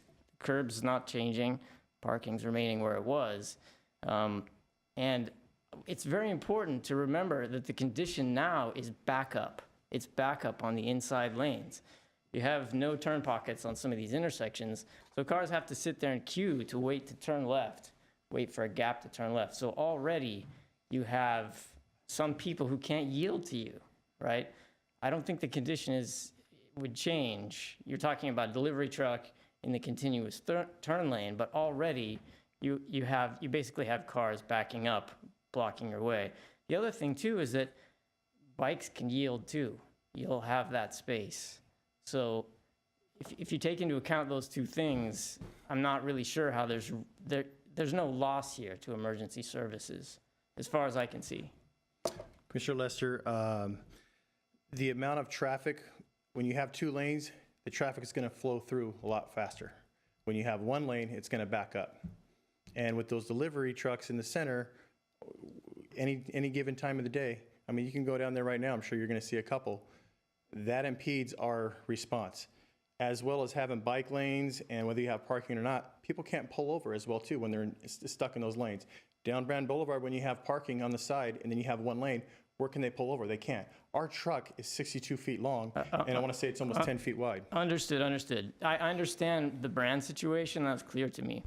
But in this case, there's bike lanes instead of parked cars that are in this space, which are space that are available to emergency services. So, and I mean, in terms of there being, more cars, there was a traffic study done, and there's no measurable change in level of service through the corridor, or there was no significant change in the amount of cars that can go through. So I just wasn't, I mean, it seems to me that the data is showing that there's not going to be a loss of access here. I wasn't quite, I didn't quite understand why you were saying there was something that was being lost, because it seems like. Perfect example is San Fernando. I'm not talking about San Fernando. No, I know, but if you have the center turn lane now and you have 1 lane, San Fernando is going to go, they have that center where we can't go through. A lot of the times, that's where we would use that lane going code 3 to emergencies. I wasn't talking about San Fernando or Brand. I was just talking about this section of Glen Oaks. And just to be clear, so that we're operating on data, all of that data is available. Number one, my recollection, and I remember because I asked this very question, was where was the traffic surveyed? And you mentioned it as well. Traffic was surveyed at the lights. The traffic wasn't looked at in between, traveling in between the lights. And so when you're saying that there's no impact to space, there are literally 2 lanes being removed on either side in segment 1. And those, what the battalion chief's referring to is what we're seeing is at certain times of the day, there will be cars in both of those lanes, and there will be impediments in those middle lanes. At those times, that's when the biggest impact to emergency responders is going to happen. So just so that we're, and look, I know I know that there are opinions on both sides in terms of which projects to go with and how to do it. But representing the fact that we're going from 2 lanes traveling in either directions, 4 total lanes, to a total of 3 lanes, and stating that that doesn't reduce the amount of travelable space, I don't think is an accurate representation. And furthermore, the studies that were done, very clearly, that data is available for everybody to look at. The studies that were done at the lights. There were no studies that looked at what happens in between those lights. There are long sections in between those lights. Quite frankly, it doesn't even look at how cars turn onto Glen Oaks from some of these feeder streets like Isabel that don't have lights. Look, Isabel, turning on to Glen Oaks, right or left off of Isabel, going south, okay, on Isabel, that right now in the existing state is a hazard because cars are parked, delivery trucks park in the red spot now, okay, because they don't have to park in the middle. They park in the red space, and then that affects visibility, and so cars have to creep out, and that's where accidents occur. In this case, it's going to become worse. There's not only going to be cars, but there's going to be a second lane. And so I just want to make sure that when we are asking questions or pointing out certain things, that that stays factual. Opinions, we can all have opinions, but stating that segment 1 is not being reduced is just, it's clearly not accurate. It is being reduced. And what the battalion chief is saying is that that reduction in other places has led to an impact that they have seen because of factors outside of their control. I'd like to respond to that. I didn't say that the lanes weren't being reconfigured. I said that there was no space being lost for emergency services. And that is because right now, the complaint was that delivery vehicles might stop in the turn lane. We need to address that with regulation, for sure. But right now, you already have the 2 inner lanes backing up, blocking emergency services. So if you have the continuous turn lane, there won't be cars backing up. So there should be no change in terms of basically barriers in the middle of the street. The other thing I said is that bike lanes are space that emergency services can use. If I may ask, that area, are you very familiar with that area? Because right now I know I travel there every single day, and what you're just saying is not accurate. There's not backing up traffics in there by having 4 lanes. If you take the 1 lane and put a middle lane in there, it will be much worse, because I know exactly what happens there. I traveled there for the past 25 years, and I know exactly what would happen. So I don't understand exactly when and how that you see that there's a backup traffic right at that moment. There's parked cars. What the chief, first of all, I want to thank you for your service. I had an emergency that you guys responded to me within minutes. And I know there are like a lot of elderly in my neighborhoods that they rely on your response. So I don't understand. I'd like to make an agenda. If there's a possibility of us approaching this differently, saying that right now you just mentioned there's so many things that we have to discuss. I've reached out to you about delivery trucks several times, and I know City of Glendale is understaffed and they don't have the means to respond to it. We've called, nothing has happened.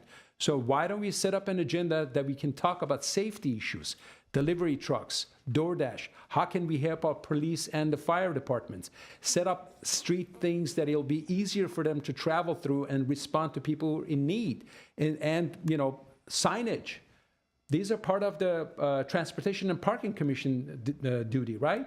Signage, lighted solar signage that it will slow traffic down, and then implementing safety issues that the bicyclists can travel through our streets and the main things without imposing on something that we don't know how much it's going to cost. I haven't heard a cost analysis on all of these projects that you have brought over. I don't know how much it's going to cost. And if it backfires, how much would it cost to take it down? So let's do one thing at a time. Make sure everybody's safe. Make sure our fires are in the right directions. Our police in the same position that they can serve and protect us. And then after that point, in the same position, we can add the bike lanes and understand what can we do to save our bicyclists. It has to be all in conjunction together. This last 14, 15 meetings that I have attended, all we talked about is how can we get rid of the street lanes and add a bike lane. It's just, to me, and not talk about any other safety issues. Not bring in any other safety measures that we can implement to make our citizens safer.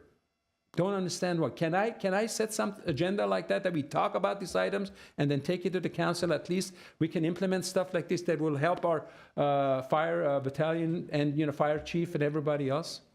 So I'll defer this to the city attorney, but right now the action before us is the project itself. When you get to the commission reports, you can we obviously have your comment, but you can kind of articulate it, and ultimately within the purview of the Transportation and Parking Commission, we could focus on transportation safety, right?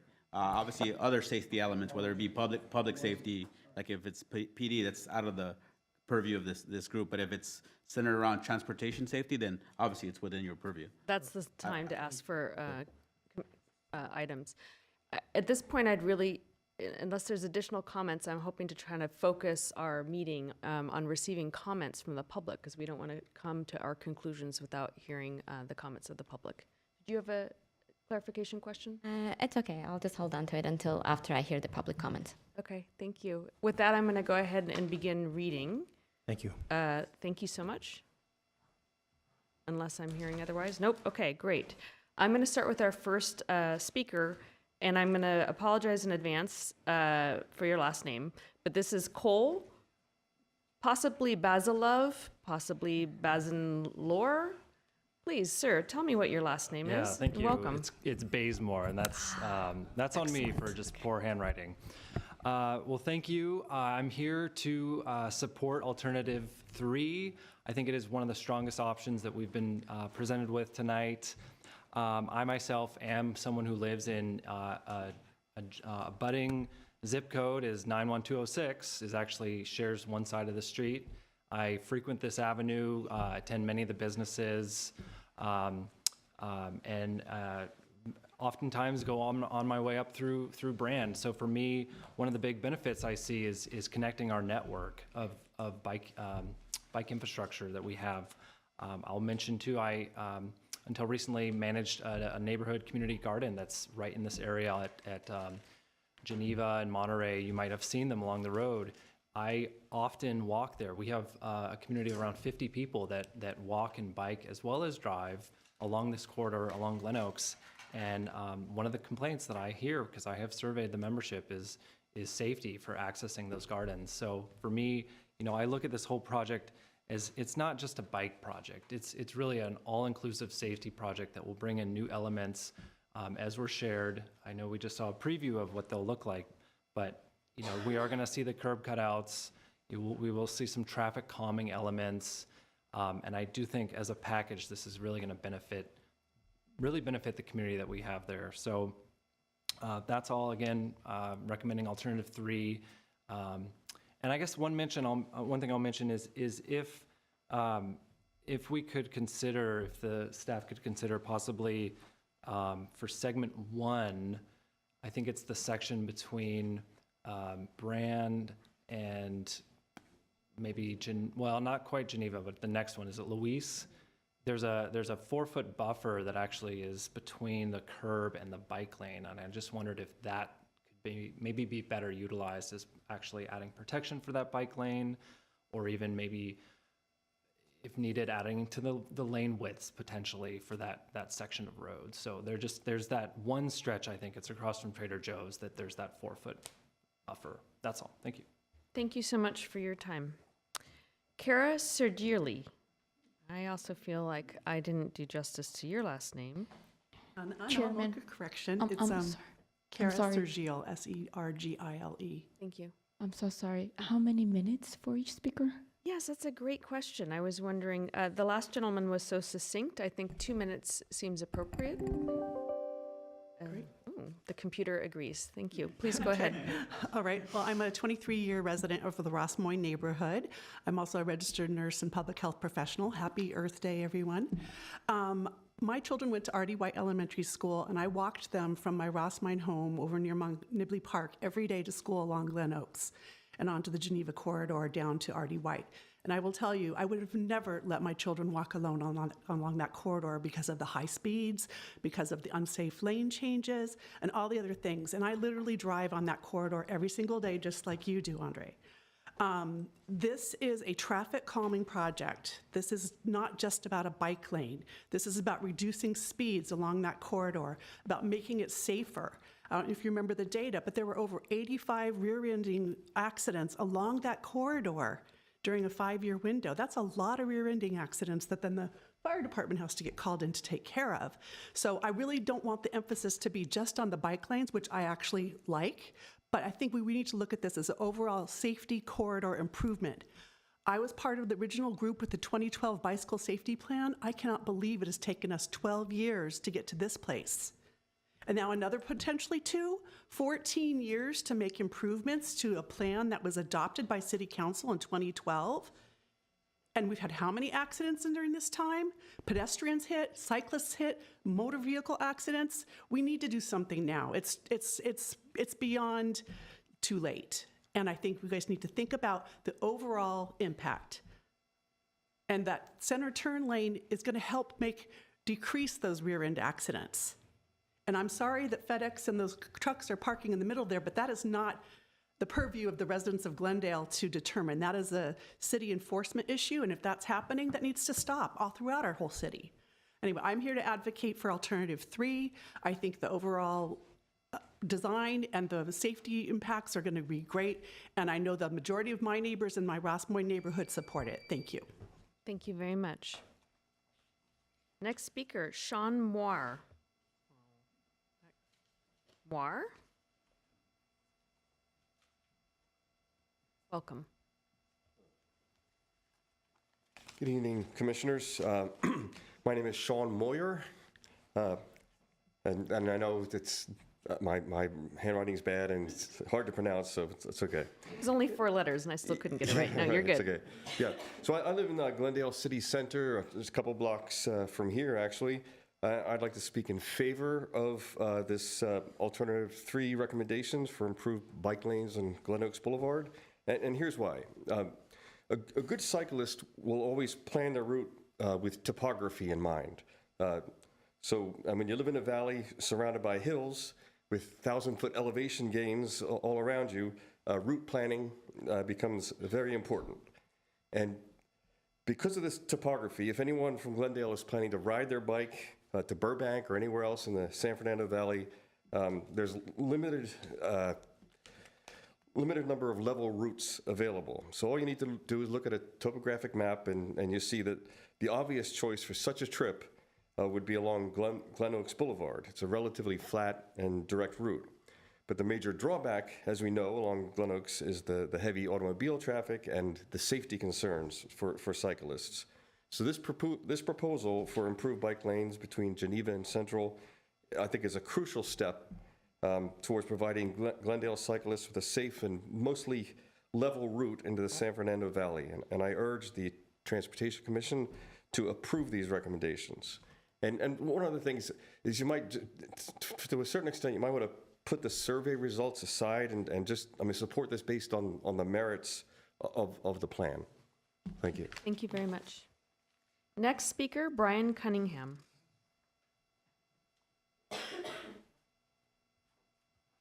Thanks for your time. So I'm a 6-year Ross Moines resident, and I am a cyclist, but I'm also a driver too. And when I'm driving eastbound on Glen Oaks, I work in Studio City, sometimes commute by bike, sometimes drive. And, I think we have all experienced that stretch of Glen Oaks west of Brand that feels like the Autobahn, And, I live on Geneva Street. And so those few blocks between Brand and Geneva, I think Glen Oaks changes substantially. It goes from being this really wide, really high-speed street to, being largely residential. And I think some of the changes of the road design would help ease us into a more neighborhood feel. And so I'm in favor of alternative 3, not just for cyclists, but for pedestrians. It's a very walkable neighborhood, and I think we can do more to support that. Thank you. Thank you very much. Yvonne Sohn.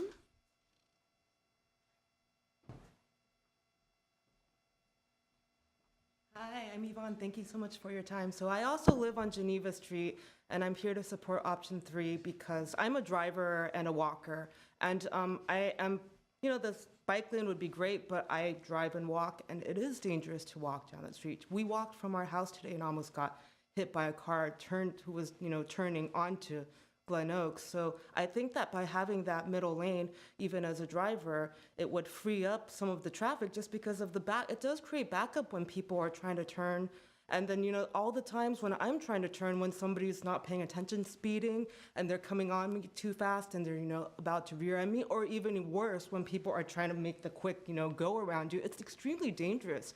And I'm very concerned for my neighbors because I see that the neighborhood is comprised of many elderly people and many young families with small children. And, it is a walking neighborhood where people are out on the streets a lot. So just, narrowly missing somebody making a left turn onto Glen Oaks, it's unacceptable. And I think that we should consider the equity issue when it comes to, people who walk, people who drive, everybody. There should be something that is equitable for everybody's safety. Thank you. Thank you very much.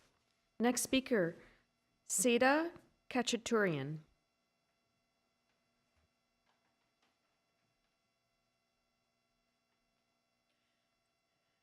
Hello, commissioners.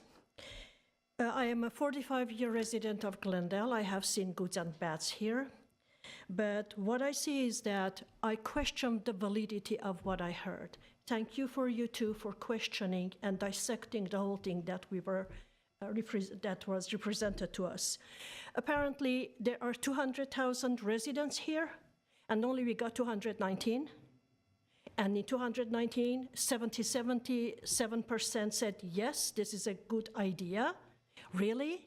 Have everybody thought that if we have only one lane of drivers there, and one driver has to make a left lane, and everybody has to back up, you're going to have more angrier drivers, and it will cause more problems than solutions.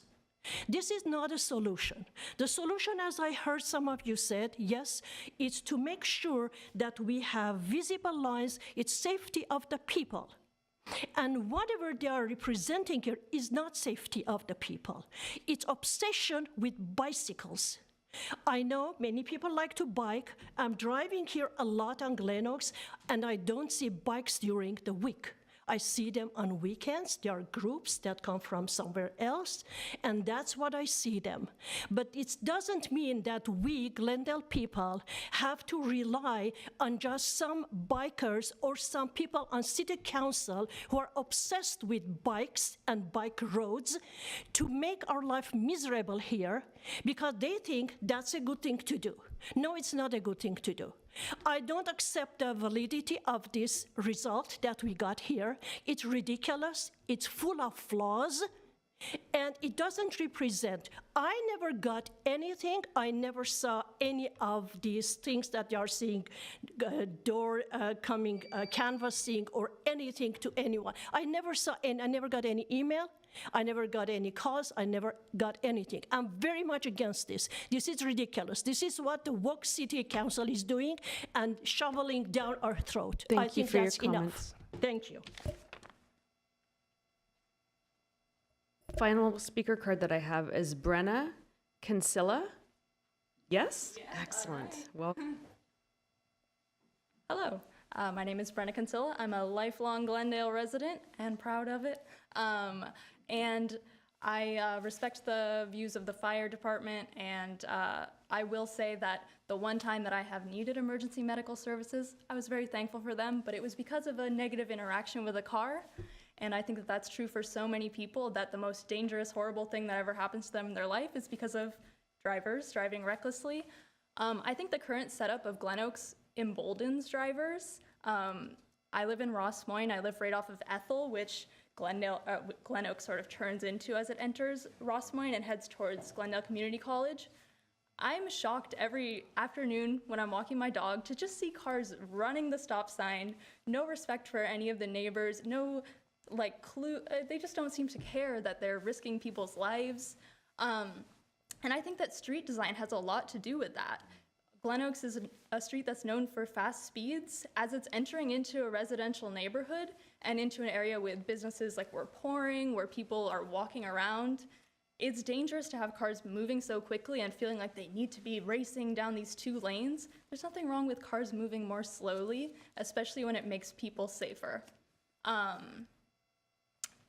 Yep, there was something else I wanted to say, which is I support alternative 3. I think that this is not a biking issue. I think this is a street safety issue. I think the street needs to be narrowed to discourage people from driving quickly, or the lanes need to be narrowed. Basically, we need to do something to encourage drivers to drive more slowly, and the natural effect of that is it creates space on the street that people can use for safe, environmentally friendly activities like biking and walking, and I think that it will benefit the citizens of Glendale if they have the opportunity to use their streets and for their streets to be safer. Thank you. Thank you very much. That is all the speaker cards that I have. Do we have members of the public that have called in? Yes, currently we have 2 callers online. and I'll go ahead and call in the order that I received. I would like to apologize in advance for mispronouncing anybody's name. So I'll go ahead and start with caller number 1. Lisa Kuta, can you hear us? Yes, thank you. You have 2 minutes and you may start now. Hi, thank you. So Lisa Kuda, I live on Geneva, just a few houses north of Glen Oaks. I'm staring at the intersection right now from my kitchen nook, and I just saw a couple of the drive arounds where somebody was going to make a left, go north on Geneva, and a car swerved and zoomed around. We need that center turn lane. You know, I've lived here on this street for 17 years, and when it was restriped the last time, we were really hoping that they put in that center turn lane, and it didn't. This is one of those things that just makes me so frustrated to be a citizen participating. Like, listening to this meeting, I can see why there were only 200, survey responses. It's because when you deliberate something that seems so usable, and you yell at each other for like 2 hours about it, it makes us not want to participate. So I think maybe, coming in with doing your pre-reads maybe a little more and discussing this stuff and thinking about it and actually looking at real data. I'm a data person, and I see like, hey, do you count trying to watch people? Have you ever sat here and trying to watch people cross the street? I saw my dentist almost get hit by a car when he was trying to go get lunch at Glen Oaks Deli not that long ago. I happened to be on the street and I saw him, and I'm like, oh no, because the car was speeding and trying to go around somebody making a left from Glen Oaks onto Howard. Like, we need that left turn lane. Can you please people do this? I mean, I'm 49 years old right now. I want to see this before I turn 60, please. Okay, those are my comments. Thank you for listening. Thank you. Okay, second caller, Chris Cracknoti. Hi, how's it going? Good, you're on the air and you have 2 minutes. Thank you very much. First, I want to say hi to the previous caller, Lisa. I sold her house 17 years ago. Hi, Lisa. Thanks. Nice to hear your voice. I just wanted to say about this project on Glen Oaks, I am a little bit concerned about traffic going down to a single lane. I understand that the idea of traffic calming and slowing people down is important. It's definitely important in our city. I mean, we can hear them just in our neighborhoods. We can hear the cars speeding up and down Glen Oaks Boulevard. So I'm open to the idea of that happening. But with regard to protecting the bike lane with any kind of hardscape, either ballast straws or curbs or anything, my concern with that is when emergency vehicles are approaching us from behind or ahead of us, the law states that we're supposed to pull to the right. And if we don't have anywhere to pull to the right because we've got balustrades or a curb or something blocking our ability to do that, that's only further going to impede emergency services' abilities to get through the corridor. So I don't think that our bike lanes, even after this project, will be used nearly enough to the point where the drivers shouldn't be able to pull into those up all the way to the curb if possible in those sections. But I do want to speak really quickly about the outreach. I live on Maryland Avenue. I'm between Stalker and Randolph Street. That's 1 block off of Brand. According to the diagram they showed at the beginning, I'm right in that survey area. My jaw dropped when they were talking about all of the outreach they said that they did. I don't remember ever receiving an email. I don't ever remember receiving a mailer. This is definitely something I would have visited and done a survey for.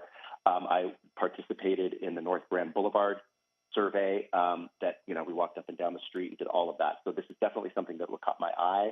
It sounds like I'm outside the door knocking range of it, but I don't remember receiving anything. Supposedly it took place this February and March. Between all of that stuff, something would have caught my eye. Now, I will be the first to eat crow if the survey company is able to say, yep, there we go. I sent you an email on this date, or yep, we mailed you on this. I'm fine. I will do that. But I try to be pretty aware of what's coming and going in my email and mailbox. So that's just to speak to the quality of the survey. So that's about it. That's all I have to say on this project. I thank you for the time and allowing us to speak. Thank you.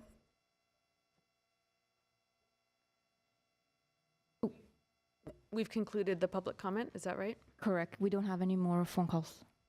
All right. In the direction towards a motion, but knowing that my fellow commissioners, I'm sure have some comments and perhaps additional questions, let me know if anyone would like to start. Go ahead. First off, I do want to thank staff and everybody that put in the work for this. I recognize that there are issues here in the city that people feel extremely passionately about, and having been involved, first of all, having lived in the city for, the vast majority of my life, and also having participated in the political process in a lot of different ways here in this city, I appreciate all of the passion that goes into it. In terms of this project specifically, since I've been on the commission, I have tried to very quickly catch up with, what the commission has been focused on. And I've mentioned this in the past. I understand that the projects are, brought to us are, about the safety as a whole for drivers, pedestrians, and cyclists. It's difficult, though, not to point out that just the large skewing, what it feels like towards,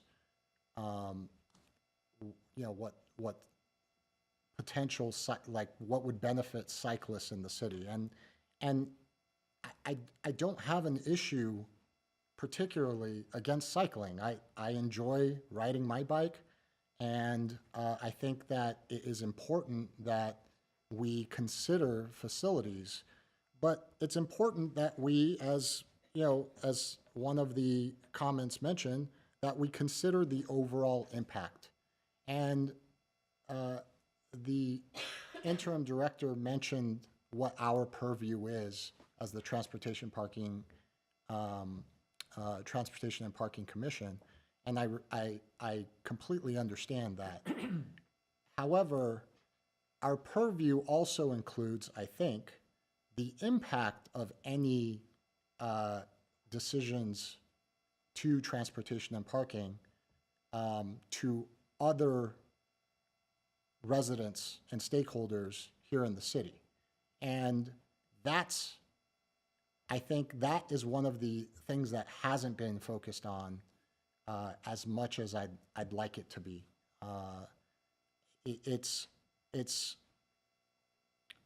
I understand that there have been changes in the city to both, our police chief and our fire chief a couple of times since this particular project, got underway. But I think what you're hearing from our first responders is a very clear request to consider what the impact of this will be, not to the people directly driving or bicycling or walking on that street, but to all the residents of Glendale that are served by the first responders who need to use these streets in order to respond to calls. I know people have brought up a lot of anecdotal data, and I know just in the past week, a family member, he had a stroke. In his 50s, healthy, otherwise healthy. His wife walked in and he was sweating, and she immediately called 911. The paramedics showed up within 4.5 minutes as he was having the stroke. The difference in the outcome for that sort of response versus what would have happened if they were 2 minutes later is tremendous. So we don't know. We heard from fire. We don't know what the impact will be. We don't know what the scale of the impact will be in terms of response times. We do know that based upon their professional assessment, enough for them to show up and tell us that it will be impacted negatively. What is the impact to all of the other residents of Glendale who might, have their response times affected on average, by the way, that's a mathematical term, on average by 20 or 30 seconds? That means some people might get, impacted 3 or 4 minutes. I spoke to a firefighter just the other day. The fire station on Brand responded to a kitchen fire, and the trying to get that truck out onto Glen Oaks, the only saving grace was that there weren't cars directly parked in the parking spots next to the fire station. If they had not been able to respond to that fire, you have a kitchen fire that all of a sudden turns into a significant property damage situation. This isn't to minimize the impact to cyclists and pedestrians. There is a real impact there. I recognize it. I've lived in this city, and as an Armenian who's lived in this city for, basically ever since 1989, I know what the prevailing message of, that cars drive fast. Yeah, cars definitely drive fast. There's no question about it. It's improved. The data shows that. It's improved significantly. In fact, a couple years ago, the city of Glendale was number 7 on the list, and you can look at it. KTLA reported it, KCAL reported it, ABC News reported it, was number 7 on a survey of the safest drivers in the United States with cities with a population over 100,000. And I'm happy to submit that it was a study that was done throughout the entire country, but I guarantee you staff has done their homework, they've seen this, okay? So I understand that a lot of people who have lived here are living with a little bit of, let's call it quasi-PTSD from, the 90s and early 2000s, okay? I understand that. A lot of work has been done, and there's a lot of work to be done. But I've spent the past 20 years as a commissioner in this city. And throughout that entire time, I've simply asked questions. And when I ask questions and the answer to those questions is giving me a lot of background about something else completely and not directly answering the question, I know that, hey, there's something there. Okay, maybe somebody didn't actually look at that. Maybe there isn't a good answer to that question. That's okay. If there isn't a good answer, say, you know what, we don't have a good answer to it. What I appreciate from our consultant, from the consultant, was very, very clearly, he was like, here's what it is. Here are the numbers that I have, okay? And he didn't qualify it until I asked him to qualify it qualitatively. So, I'm also going to put the survey results aside, as one of the callers suggested, and I'm going to support this on the merits of the proposal. And based upon the merits of the proposal and everything that I've heard over the past year, from when I first asked questions about this project in my first meeting to now, and looking at what's going on on Brand, which is supposed to be a pilot program, which is supposed to be a program that's going to be looked at in terms of how it affects the number of cars, how it affects traffic, not just at the lights, hopefully, how it affects first responders, how it affects stakeholders.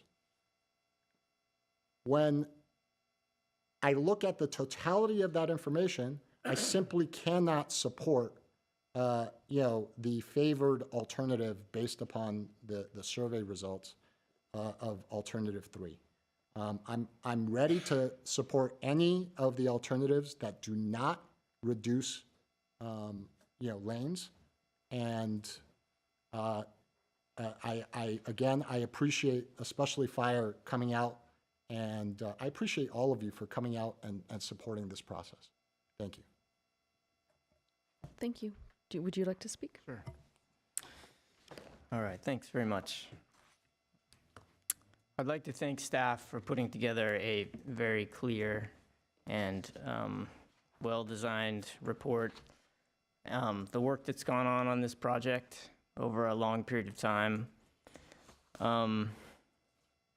We know why this is being done. It was part of a bike plan from a long time ago. It didn't come up anytime recently. And I applaud staff for moving forward with it at this time. I think that there was actually a repave done here that prevented any facilities from being added when it was repaved, which is normally the way it works. And so it's good that this is here now. We have,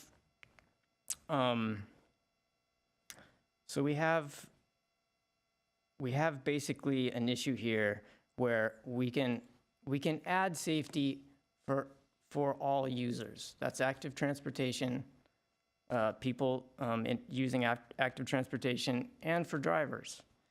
I think for me, looking at transportation in Glendale, it's part of the overall city to look at it as an overall thing.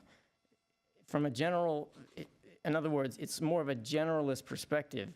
It's not just cars. It's not just bikes. It's not just walking. It's all of them. So this plan is a plan that sincerely looks at all modes.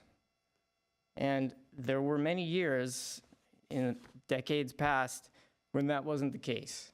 So this is a case where that's what's happening, and it's the right thing, in my opinion. We have a traffic study. We have extensive outreach described very clearly in the report and by the consultant who's asked many questions. There's cost to benefit analysis was done in order to find a recommendation, which was good. So there has been a lot of discussion this evening about this item. A whole lot of it was not about East Glen Oaks. It was about other places. And, I really appreciate the input of the community. I appreciate hearing from emergency services. And I think there are some points we do have to rely on experts. Like we're volunteers here trying our best to help make a better city. So, before I finish up, I would like to ask a couple of questions that are related to questions from the public. So we had, one of the callers asked about, was talking about backups. And I just want to confirm with staff that this plan is principally designed to help prevent left turn backups on East Glen Oaks.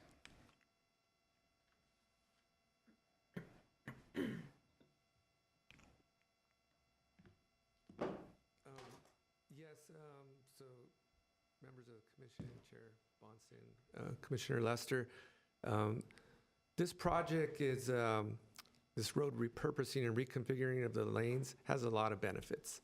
One of the benefits that it has, is it sets up a specific turn lane channelization along the eastern portion stretch of Glen Oaks, between Brand and Geneva. What that offers, it offers a dedicated area for the left turners to be able to turn in to either driveways or turn out of driveways. And at the intersections, it will create a dedicated left turn lane for vehicles to turn into the side streets. Great. There was also a comment about being nowhere to pull off. And I want to confirm my understanding that cyclists are also required by law to yield to emergency vehicles. and make way for emergency vehicles. Commissioner Lester, that is correct. The bicyclists, while they're on the roadway, have to go by all the laws in the vehicle code as a regular vehicle would. Thank you. And as I was mentioning earlier, so now we have no turn lane, and we have left turn, people making left turns causing backups on the inside lanes. And there was concern about, I think justified concern from fire about basically illegally parked cars in that center turn lane, or trucks in that center lane. It's right now, so we have the left turn cars causing a backup, and there's a potential in the future after this change where you might have these commercial vehicles in the center. So I'd like to put a request forward to make sure, to try to find a way to look at preventing that. Even though it might not be there shouldn't be an addition of blocking, it still seems like it would be a good idea to find a way to avoid this. This sounds like a big concern for the fire department, and that seems like it would be wise to do. So that was my questions for that. The rest of my comment was just, I think I agree with staff's recommendation for alternative 3. My one comment request is, it was made before by one of the commenters, but so section 1, Glen Oaks to Geneva, it's the section between Glen Oaks and Luis, I believe. There is this, basically it's eastbound across from Trader Joe's. There's this section where there's some buffer along the curb and a bike lane and then a travel lane. And my request would be just to flip those so that the bike lane is against the curb. Well, not protected, buffered. So there is no protected bike lanes in this whole project, as I understand. We have buffered bike lane on the central to Brand section. That's buffered. And then the rest of it is not protected. As one of the callers alleged, there's no it's not protected. It's buffered, which just means there's a space between the moving vehicles and the bike lane. So that would be a request of mine, would be to see if that was possible. Other than that, I agree with your recommendation for alternative 3. May I? Go ahead, please.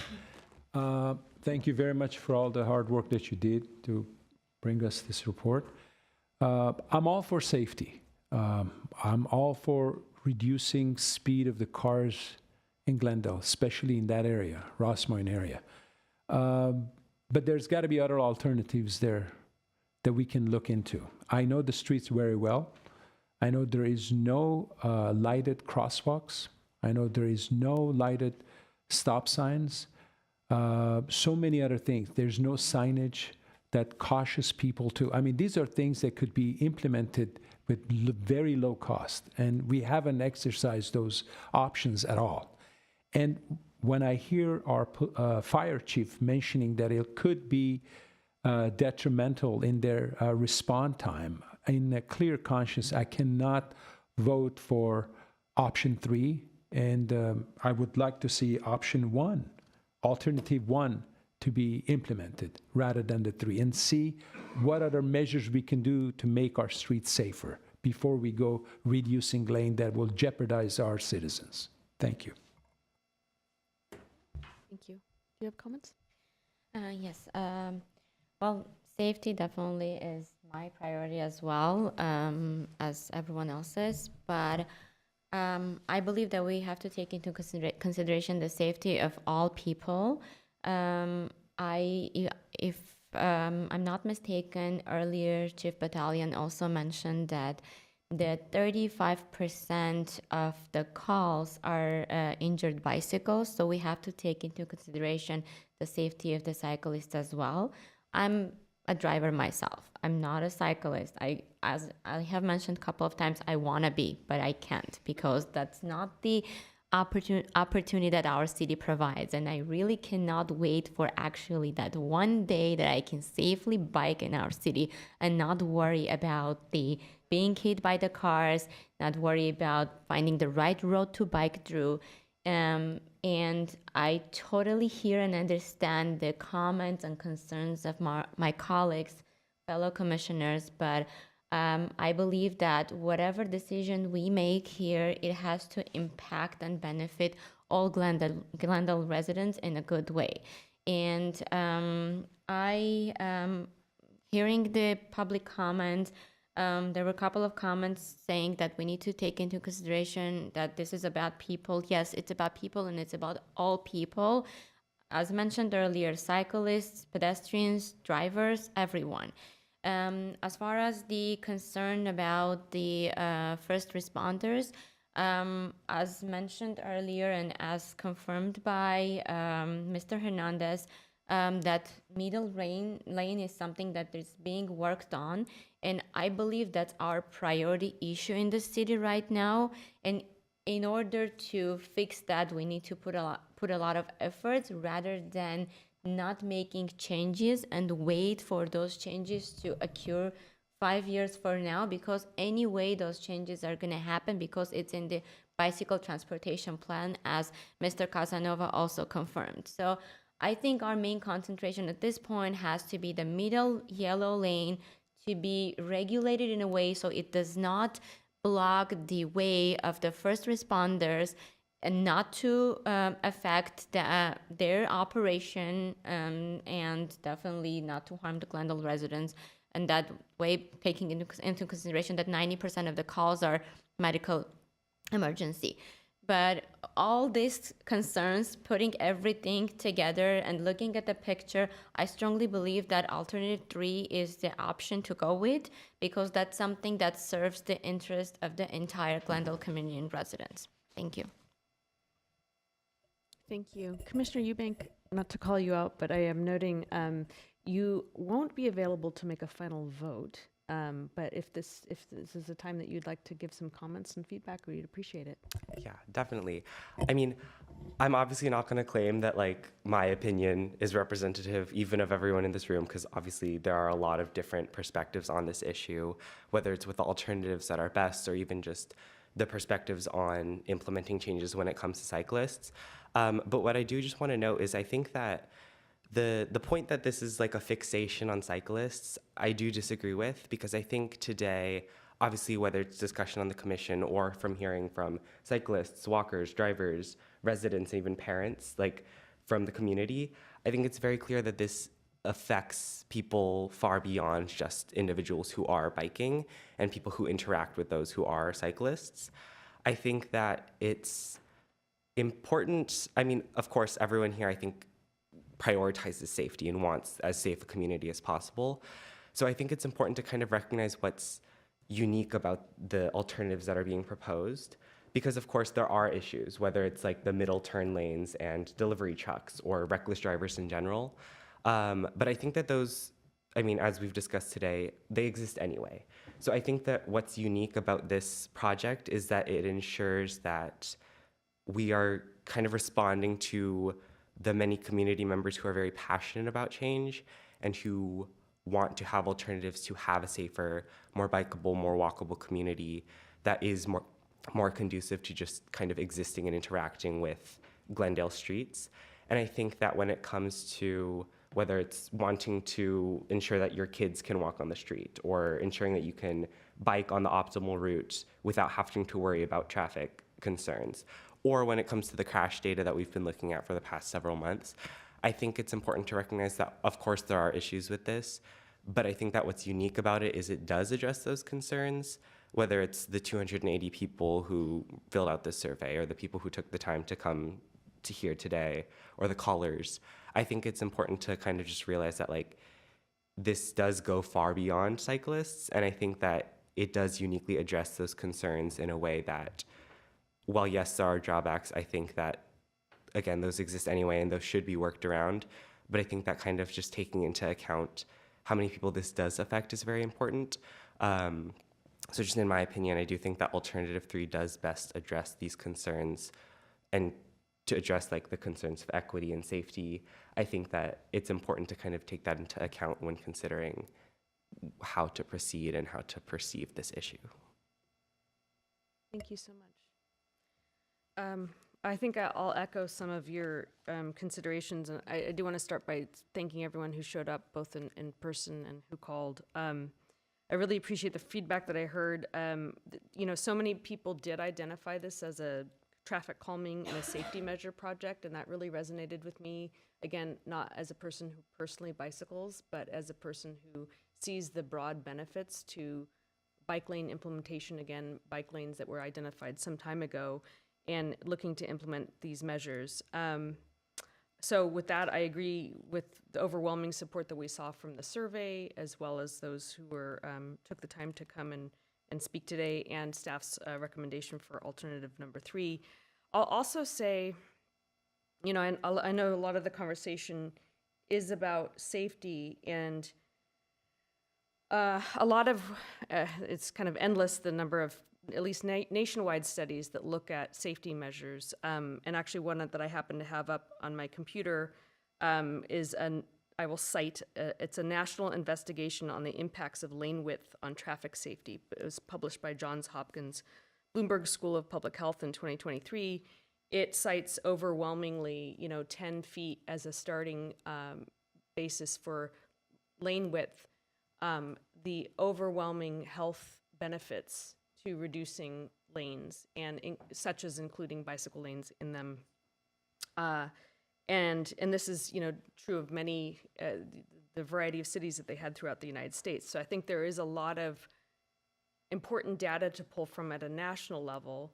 I think looking at what we've heard anecdotally today and from the lived experience and professional experience of those here today, you know, looking at, I'd like to better understand the trade-off in, you know, the health benefits to the traffic calming on both the bicyclists, those walking, those driving in those areas, as well as those, you know, kind of looking at the response times. And so I think it's really hard because we hear data in different components, and perhaps it's impossible to imagine fully comprehensive data that can play out all those scenarios to understand what we're looking at. But so much of, again, overwhelmingly what I've seen professionally in this space is about the benefits of the reduction in the lane widths, and in particular for this, the bike lanes. So with that, I do support alternative 3.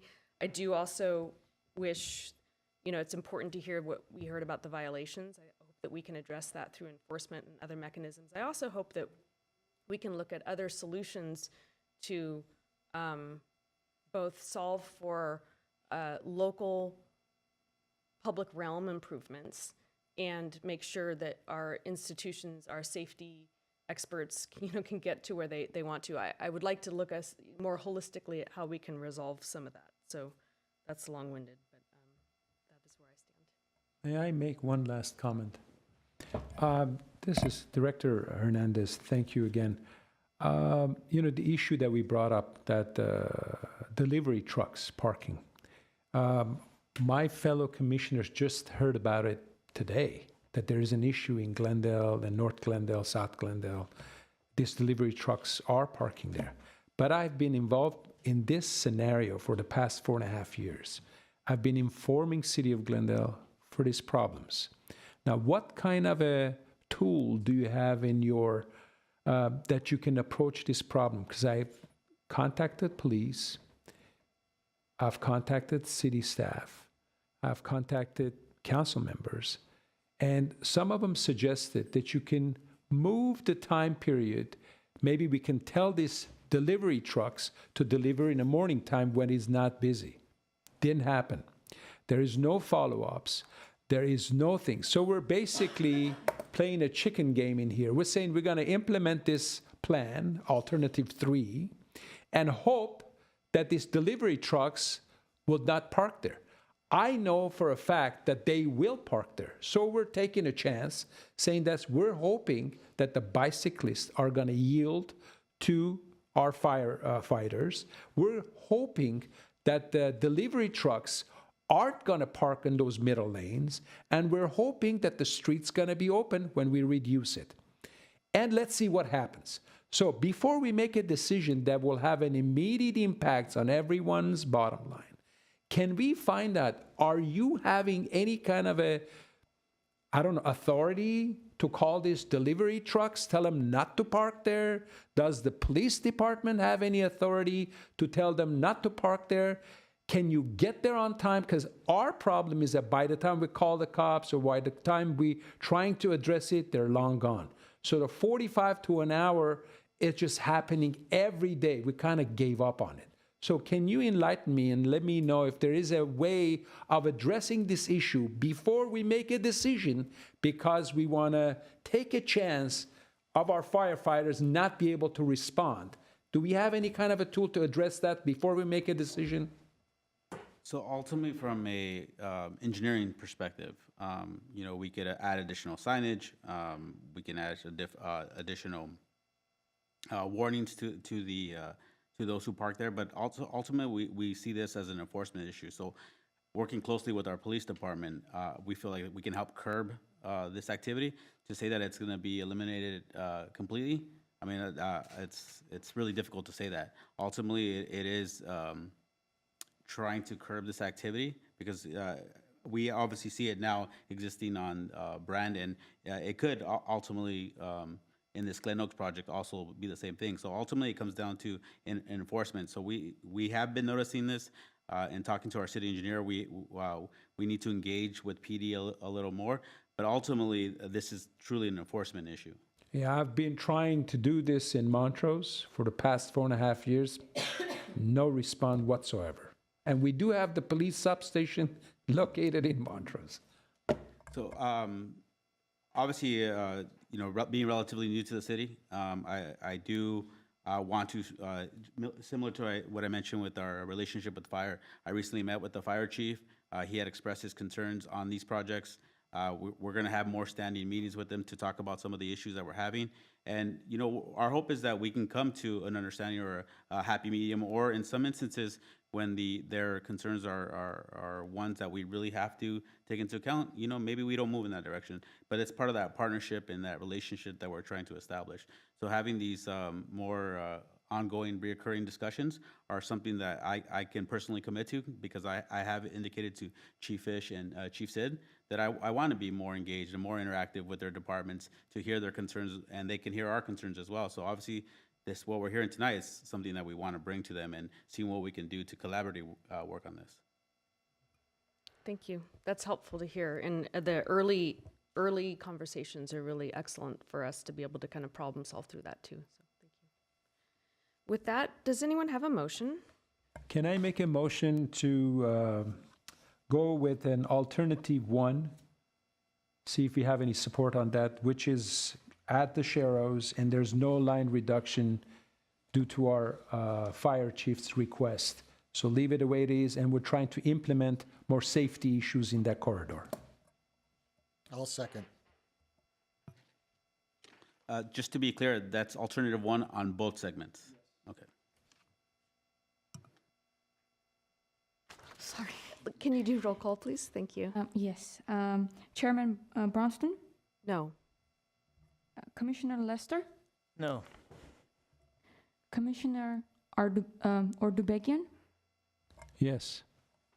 Commissioner Avakian? No. Commissioner Amirian? Yes.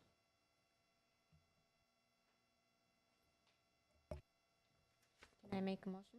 Please. I'll make a motion to go with the staff recommendation and proceed with alternative 3. I'll second. Roll call. Chairperson Branston? Bonston, yes? Bonston. I'm sorry. Commissioner Lester? Yes. Commissioner Ordubegian? No. Commissioner Avakian? Yes. Commissioner Amirian? No. Thank you. That concludes, it passed with a majority. Yes. If there's anything else I'm supposed to say on that, that was healthy discussion. Thank you all for coming. We're not done yet. No, we're not done yet, yes. Item number 7, may I go to that one? Yes, is that where we are? Yes.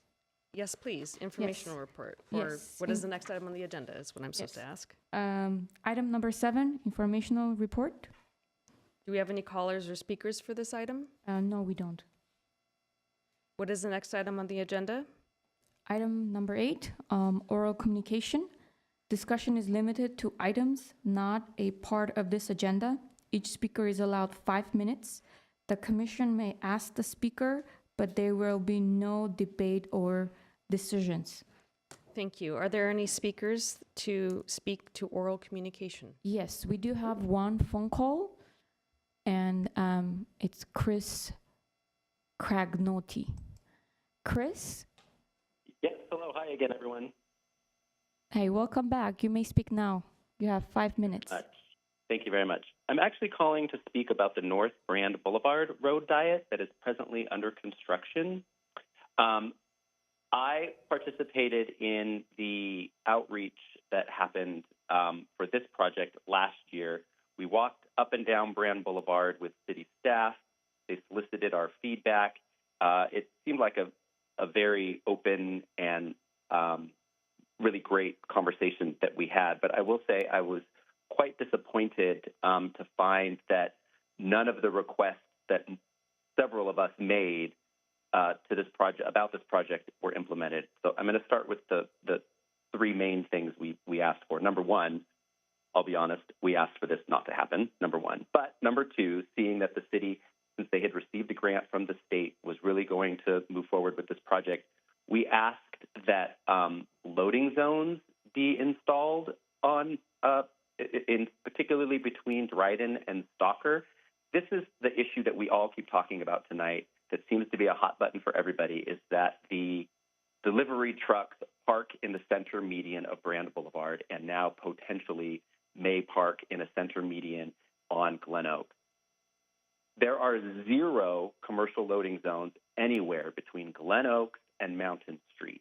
There is nowhere for these trucks to go. Now, I think staff's lack of interest in doing that was because to install loading zones, specifically commercial loading zones, in what is a commercial district will require the elimination of some parking spaces. Yes, it will, parking spaces for the public. But there is nowhere for these trucks to go. There's even less space for them to go now. That was number 1. Number 2, we asked for a pedestrian crossing to be added at the intersection of Randolph Street and Brand Boulevard. Randolph is the street between Stalker and Mountain Street. If you take Randolph across Brand Boulevard and go another block to Central, we have the 31 Flavors ice cream, we have the Ralph's with the Starbucks, we have the dry cleaners. There's a lot of stuff that goes on there, and that's a very important intersection for pedestrians, but most people won't use it because it's not protected in any way. There's not even a painted crosswalk. We asked for a crosswalk to be installed, much like the one that's at the intersection of Brand and the northern part of Glen Oaks, right in front of the Incarnation Church there, that has the flashing lights, something like that. Actually, there was someone who was a bike enthusiast who was at this same walkthrough with us, and he kind of chuckled and said, "Oh, you'll never get that. There's no demand for it." Well, I can tell you there actually is quite a demand for it. We have a lot of residents who live right in this Casa Verdugo neighborhood who would like to be able to cross the street there a little bit more safely. And so that was completely ignored. I was really disappointed to see that staff actually went through all the trouble of providing this outreach and then did not take any of our requests into consideration. Loading zones seem like an absolutely obvious solution to this problem. I do want to speak about, it ties into what I spoke to about in the previous issue. Just to be clear, I should have been more clear. I meant segment 2. There was discussion that that bike lane could be separated from traffic with balustrades, I think they're called. So sorry if that was unclear to Commissioner Lester, but with regard to North Brand Boulevard, the road has become so narrow now, there is nowhere for cars to pull off to the right when an emergency vehicle comes down the street. Now, if it's the Commission's position that an emergency vehicle should always, under every circumstance, drive down the center median or drive on the opposite side of the street to get where they're going, then I guess we're okay. But I don't think that's really what we should all be pushing for. I think we should be pushing for the the emergency vehicles to be able to travel down the lane of traffic that they're headed down. And right now, the road is so narrow, there's just one lane and immediately cars that are parking. So there's nowhere for cars to go when the emergency vehicles are coming. Right now, the way it's designed, if you're not familiar with it, it goes the sidewalk, the curb, the bike lane, then the angled parking, and then the vehicular traffic. So what's happening now with this design is pedestrians, and I'll say not pedestrians, but vehicles, people exiting their vehicles to go into the various businesses. And I will say that the majority of the businesses between Stalker and Dryden are medical offices, they're dental offices, they're things that people of all walks of life go to, but a lot of our older citizens go to. Right now, they have to exit their vehicle. Let him finish, and please. they have to exit the vehicle and cross a bike lane that could potentially have a bicycle traveling 25 miles an hour, speeding down a very narrow 4-foot bike lane. Thank you, sir. I thought I had 5 minutes. Yes, it beeped about 20 seconds ago. Do you want to just finish 5 your minutes? sentence? Okay. Well, no, I guess I will just have to call next meeting to finish up. Thank you. Thank you so much. Have any other speakers for oral communication? No, we don't. Thank you. What is the next item on the agenda? Item number 9, commission staff comments and updates. Great. I actually have several, maybe comments. Maybe comments. I think I have a few things that I'm asking for some follow-up on, and part of it is what came out of today's discussion too. It felt a little broader than just the agenda item, but it would be interesting to hear how Glendale's handling best practices or benchmarks for outreach. I know that there's been a lot of improvements. We had asked for, greater outreach measures. We hear the numbers as they were kind of discussed today. It's hard to kind of compare maybe where we were or where a benchmark is for best practices or even comparisons to other cities of our size. I don't know if that's possible, but I would appreciate hearing the context of the outreach that we're hearing about. We had also asked in the past for examples of outreach materials. While I don't think it'd be appropriate for us to review and approve outreach materials in advance, I see that slowing down a lot of process. I think it could be helpful with our staff reports to show examples included in kind of what the outreach process was, which verbally, or not verbally, but there's text that kind of demonstrates that, so perhaps some visuals. And then I'm interested to know if there's any reports on kind of the next few months, what we're kind of expecting in the next half year. And you don't have to necessarily give that today, but it's helpful to kind of know what's coming in the horizon. And I feel like there was something, related to the delivery truck issue that was raised many times today. Is it possible to have a report back on measures, once the city wraps its head around options to address the delivery truck impacts? It'd be helpful to hear what measures are being considered. And I imagine they're pretty holistic, but if we could add that, not as a decision-making item for us, but as to hear that there's been some progress or it's being addressed. Thank you. Director Hernandez, can we agendize an item so we can talk about other safety items that could be implemented in our city? I mean, we already know that we're, fully committed to the bike lanes and bicyclists and all that stuff. Is there any way we can add, let's say, lighted stop signs, talking about those, crosswalks that they need lightings, even lighted areas that we need to have so we can see our, people walking down the street or not. For example, on some of our streets, they're like short walls that they're obstacles for drivers to see people are crossing the crosswalks. They need to be replaced or revamped or in a way that, it'll be visible for the drivers to see if there's somebody's walking through. Can we set up an agenda to be able to talk about all these items? Employee parking situations, create a parking task force that we can address signage throughout the city. The city places on Brand Boulevard, Montrose, up north, down below, nowhere has adequate signage. So those are things that could, increase safety. People can see where they're going and what to do. And then can we implement, public transportations? Maybe if we can add some electrified small buses that they could do frequent pickups. Maybe we don't need to use cars as much. If you want to go from, let's say, in the Rossmont area, you want to go to Trader Joe's, for you to walk, let's say, from one end to the other, it maybe take you an hour. But if there's a frequent pickup buses that they can take you over there, maybe our elderly can use it, maybe young people can use it, go shop, do their shoppings. They help the environment. They won't pollute by driving their cars over there. That parking lot's always packed.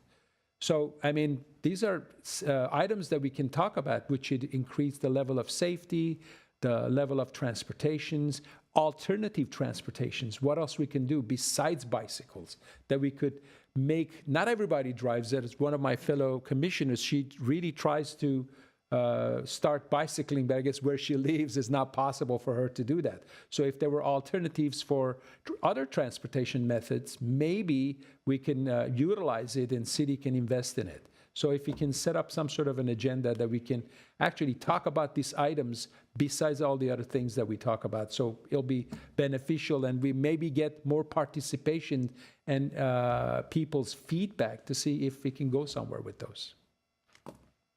Thank you. Chairperson Monston, if I could respond to this. So obviously we served at the desire of the commission. So obviously if you guys want us to bring back an item for staff to evaluate, we're happy to do so. That's obviously our job as staff, to ensure that the commission is receiving the information that they need to receive. But similar to the way we do it with the city council, it's they will propose an item for the council to consider, and they'll take a vote on it, and then at that point, then staff will then basically have their direction. You get the direction based on a motion, not a single person asking. Exactly. But on these, there are obviously some of these, obviously are good topics, but they're very broad, right? So if we could somehow narrow, if you wanted to focus on a certain community, or even if it's a citywide type approach, that's fine. We just need to kind of more clear direction as to what staff is being asked to do. Can I offer a suggestion? I thought I recalled asking about, an update to a mobility plan or transportation plan, and something's in the works. Is that ringing a bell, or I'm just coming up with that? That might be a good mechanism. Like if we have a plan that we're updating that's going to address a number of traffic calming measures or other types of items to implement within the city, that might help us have some direction to that conversation. I was also thinking it can be a little confusing. I was looking at the charter just for fun a couple weeks ago because I was trying to ascertain what might be written about what the objective of this commission is. Like if there's something more specific, and there isn't actually that much. I mean, there's a few things that comes to us, right? But I know that there's somewhat of a narrow scope, but I'm wondering if in the context of some of the broader plans, some of what you're mentioning might be like in menu items of considerations that we can look at. But I know that it's hard, other than traffic calming. I think there's a certain type of request that actually members of the public make and then come to us. And it's been, the menu items for that are somewhat limited to, that's where we see those traffic bumps, right? And I'm always wishing that we saw more like tree placement, because that's another traffic calming measure. But yes. I just thought I would suggest that if we do have something coming up that's a little more holistic, that might be a good avenue to discuss. My suggestion, because I was in past still am, part of the parking task force, one of the items that they were trying to implement was parking enforcements. So they actually, City of Glendale allocated 2 or 3 cars that they actually went out there. There was no parking enforcement. So they looked through to see, and the study that they did, they went out and find out who parks where, who does what happens to the city at certain given times and everything else. So I think, honestly, if we can pick few topics, like, the signage, the lighted stop signs, it made a big impact. In Ocean View, there was one that they did a road diet over there that just did a curb on the street. They put one of those signs that has a solar sign, and it's constantly flashing stop. It's slow, and that place was a place that a lot of accident happened. None had happened after that. And it was one stop sign that had a lighted sign. And then after requesting several times, city implemented another one on Honolulu Avenue, which people were crossing the crosswalk and there was no stop signs. They put one in there, and that helped tremendously. So there are items that we can implement through our commission that actually could be beneficial. It will be traffic calming. It would be implementing, safety. People can come up and walk and do all these things if they see more lights and stuff like that. These are things that we can actually implement. So I don't know what you want to call it, but if we can at least start with some topics and go from there, if it is possible, and if it's agreeable with our commissions, I would love to propose that. Can I ask a kind of a clarifying question as part of that? Sure. We can't set policy, is that correct? That is set by the council. So that's where it's, I think we want to do more, and yet some of our limitations, so some of those might be informational report backs to better understand how we do something, or maybe it's like for the public record that, or maybe, then that goes to the council members to suggest a motion for policy to begin. Yeah, so depending on the item itself, so it could either just be, to your point, informational, but if it's obviously something that the commission gets behind, then obviously we would then forward it to the city council as an item brought forth by the Transportation and Park Commission. Sure. One last thing about this parking issue that we had, and safety, mostly safety. Our organization approached the city council, and at the time we met with the mayor, and he implemented that. He says, okay, on whatever you want to do, set it up. And we set up, I started working closely with city staffs, which I still do till today. And we've done a lot of work. So could be set by the council if they are aware of it. So as a commission, we should be able to say, these are suggestions. Would you like to move on one of them? Just the way that we did 4.5 years ago, before pandemic. So it's not setting up policies.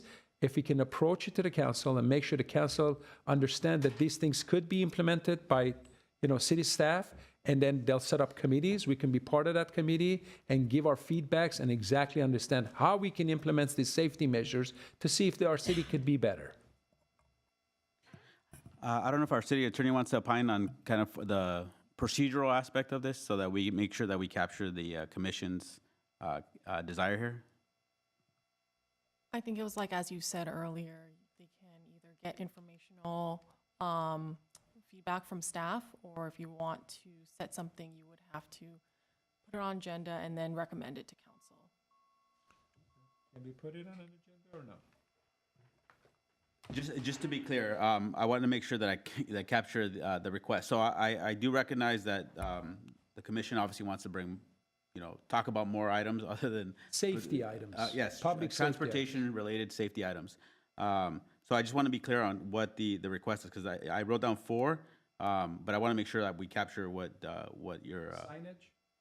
Oh, can you be more specific as it relates to the signage? Well, signage, directional signage in the city, which we're lacking right now in that. Traffic signs, Traffic not like signs. billboards, right? No, not billboards. Yeah, traffic signage and, directional signage. For example, now, when you go down on Brand Boulevard, a lot of people don't know where the parking structures are.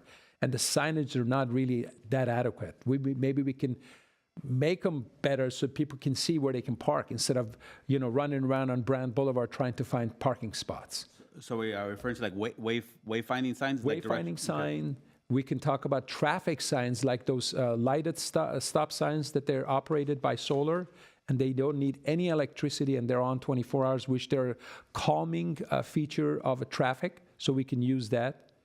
The other item would be transportation. Can we implement more buses that could be, used more often than, waiting for an hour for a bus to come over?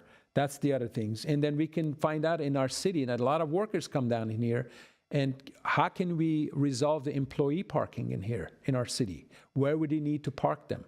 And how do they get to work? Can they bike to that place, to their place of work? what routes and everything else. So these are few of the things that we can discuss and move forward from that point on, if it is possible. So in terms of when this item actually will come back before the commission, obviously we have to work with staff and understanding what the current workloads are, what the extent of that study will be. But we could provide at the next commission meeting, we can provide an update as to how we're moving forward. Further, once the commission finishes their comments, I will give an update on a direction that was given last meeting. So the communications there will be able to provide you guys at least updates to how staff is receiving the items and obviously moving forward with them. One last and lighted crosswalks, very important.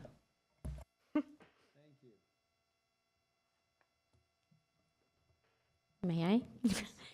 Okay, just to kind of comment back on Chair Bonston's and Commissioner Ordobegian comment earlier about the the outreach materials. I actually would like to second Commissioner Ordobegian's comment of being able to review those ahead of time. I know your concern, you mentioned that it may slow down the process, but I believe if it's done ahead of time, not to wait until it's time and then delay it for the commission meeting to bring it for our review, yes, it's definitely going to slow down. But if it's done ahead of time, it's not going to slow down. And I believe we can make valuable comments and such as, I don't know, the language factor, other issues, the messaging and things like that. And it can actually improve probably the outreach. I mean, I strongly believe that it will. So if that can be done, I would like that to happen. Just let's plan ahead of time so it doesn't slow the process, as Chair Bonston's concern was.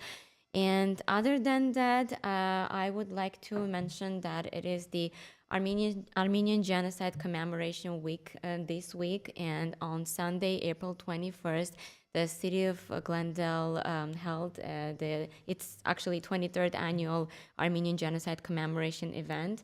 It was an amazing event. I would like to thank all the committee members and definitely the Alex Theater who hosted the event, the amazing director of Alex Theater, Miles Williams, who became part of our community very fast, I would say immediately, and could feel the vibe of the community right away within the short period of time.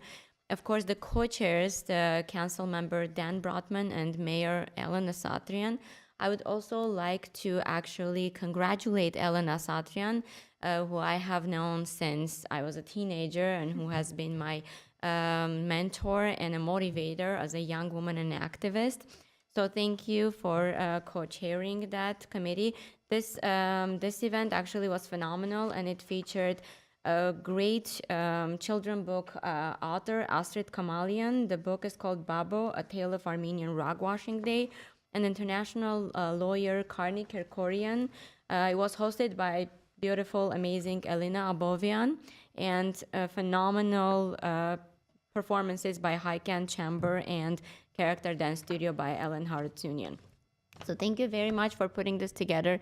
Thank you everyone who attended the event, and it was just great to see how City of Glendale understands the need of the community and feels the pain that Armenian community right now has, because this is not only a commemoration event, but an ongoing, continuous issue that we still have until this very day.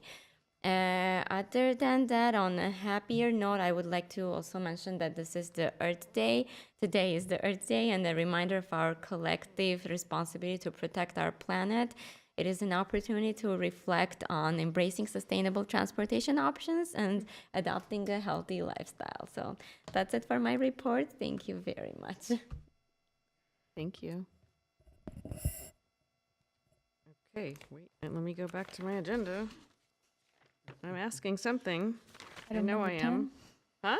Item number 10? Yes, what is next on the agenda? Item number 10. Before we move to I did have an update. So at the last commission meeting, the last special meeting, there was discussion about potentially adding a second student commissioner. So just wanted to give the commission an update that we are exploring it. We will bring it back in an agenda report to give the commission some consideration for, the code does allow for at least one commissioner. So if it's the commission's desire to add a second, we'll outline what that process would look like. One more question, actually. I don't want to put Mr. Casanova on the spot, but it's been a couple of consecutive meetings I've been asking about the pilot project that's being implemented about the speed calculation that I really wanted to be involved. So I don't know what the status is and if there is anything I can do by now. Chair Bonston, members of the commission, Commissioner Avagian. So we did look into this. I think you wanted to participate in the technical meetings between the cities. And this would be associated with AB 645. Yes. The speed enforcement camera systems. And Glendale is one of the 6 cities that was selected to be able to implement this pilot program. So we checked with the city attorney's office and how that would look to potentially include a TPC commissioner. And I could refer it over to the city attorney representative, but I don't believe you were part of the conversation. I'm not sure. But the